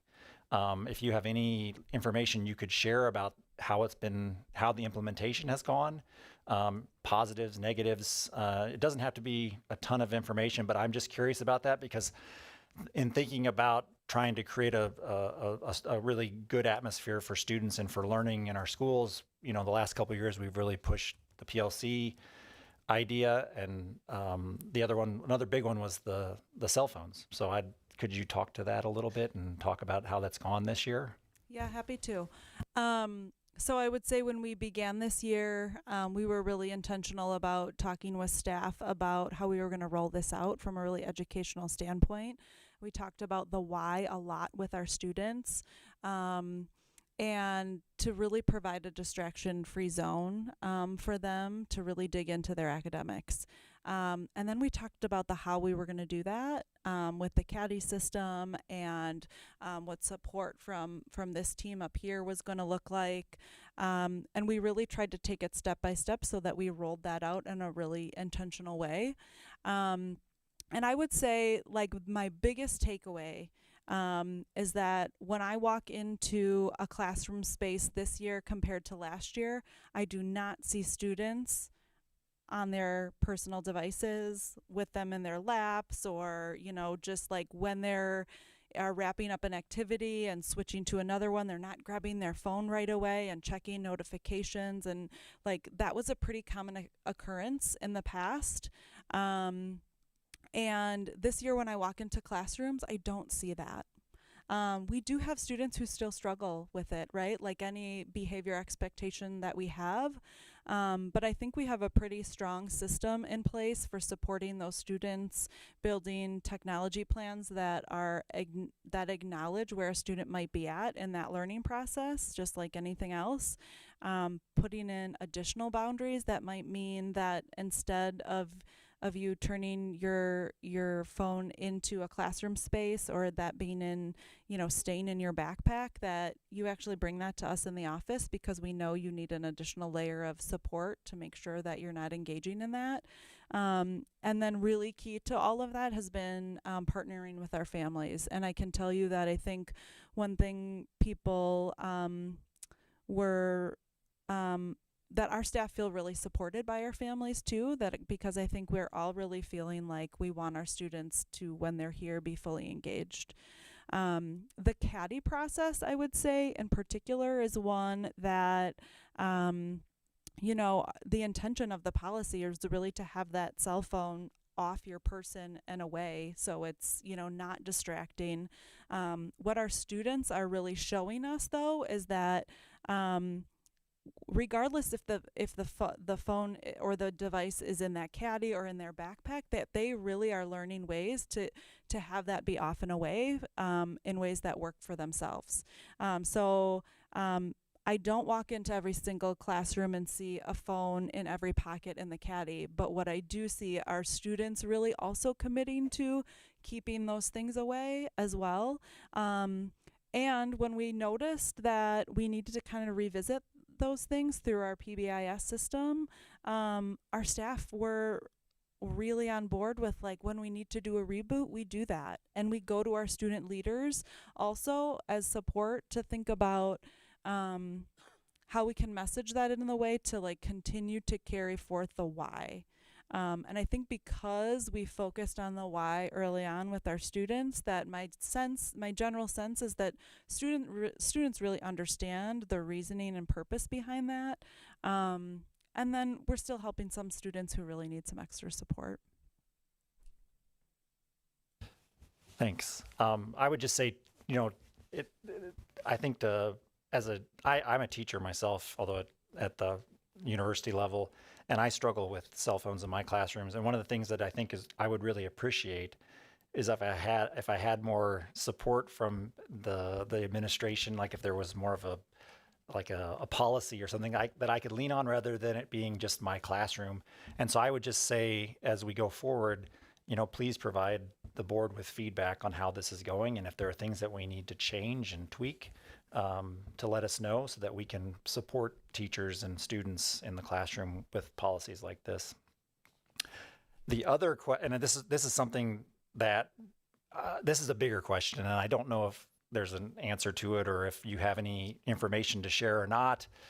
But one thing that I wonder about when you talk about like achievement gaps and those kinds of things, and the students that are in the cohorts that you're specifically trying to reach and trying to bridge the gap that you see. In education, they talk about in-school factors and out-of-school factors and how those affect students' abilities to learn. And in-school stuff, obviously, educators have a lot more control of. Out-of-school stuff, educators don't have as much control of. And I guess I'll very quickly say that this is something I experienced myself. I had a student last semester, because of the current kind of socio-political climate in our country, that had to leave and was going home to their family because they were concerned about a family member or family members potentially, being detained or being targeted for, by ICE and other forces. And so I was just curious when you look at like statistics around attendance and those kinds of things, if you have seen any, any impact or any discussion about those kinds of concerns amongst any of the students in the high school this year. I've seen a little bit of it, and I'm just curious if if you've seen that at all, and because that can play a really powerful role in students' ability, and think about just where your mind is at. That can have a really big impact. So I'm just curious if you've seen or had any those kinds of moments in the school this year. Yeah, I appreciate that. So I don't know that I have specific impact data to share with you at this point, but what I can tell you is that our students are very much coming to school, needing support, knowing that school is a safe place for them, and needing to talk about what's going on for them, needing understanding from us as educators and administrators around what that impact might look like. Those things are very real, and they're things that our teachers are navigating truly every hour of their day. And in fact, today, some of our circle work that you heard Ms. Spencer Grant talk about was processing as human beings and educators ourselves, those things that are going on in our climate, so that we can show up ready for our kids. And that takes some processing of your own first to be ready for that and to think about how we're going to show up for our students. So both things, I think staff are feeling that themselves. We are experiencing students coming to talk to us about it. I've had truly countless conversations with parents, with students on all sides of kind of these issues, really wanting to talk about how to navigate it and what do they need from us as staff. So there certainly is a vibe that we can feel at school right now that feels very different. And how we are navigating that right now is supporting our staff. In doing that, we really thought collectively today, like I've been sharing with you all night, about how are ways that you do that in your classroom. Here's an experience I had, right? Just really consulting with each other, and inviting people to not always know exactly how to do that, but to continue to take a step forward.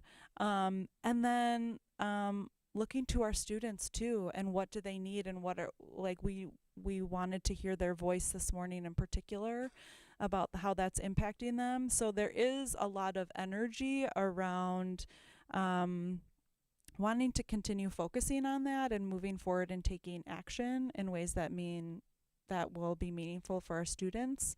And so those are just a couple of ways that we're continuing to do that work. But we're really intentional about it right now, I would say. Thank you. Great. I have a few questions that I'm going to reserve for another time. So appreciate your time tonight. I do want to recognize the achievement of the new category that you all have helped achieve in the DPI scorecard. You know, that is one data point, and I don't always put a lot of emphasis on those scorecards, but I will say it is an indicator of doing the things that result in increased student achievement. So I just want to, put some emphasis on all the good work that has been done over the years to lead up to this point, and recognize that, we see you all continuing to push the boundaries and push forward with increasing student achievement at Oregon High School. And then just a personal thank you to the five of you for everything that you do every day for our students. Sometimes we see you in some very challenging situations as you navigate, the day-to-day happenings that occur in a high school, and just want to recognize that we see you, and oftentimes we're seeing you after hours. I see you at events late in the evening, and we just really appreciate how connected you are with our students and with each other. It's been great to see your how you discuss having fun, and it's clear that you are all connected and have a great camaraderie. So just want to recognize that and give you a heartfelt thank you. So thanks for coming out tonight. Thank you, and thank you for all your support.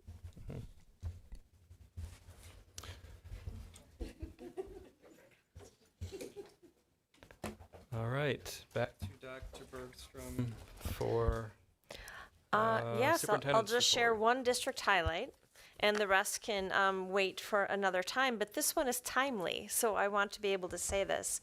All families of students who will be attending 4K in the 26-27 school year are invited to our orientation meeting. Students are eligible if they are an Oregon School District resident, 4 years old by September 1st, 2026, 5 years old and have not attended 4K, or planning to attend kindergarten in the 27-28 school year.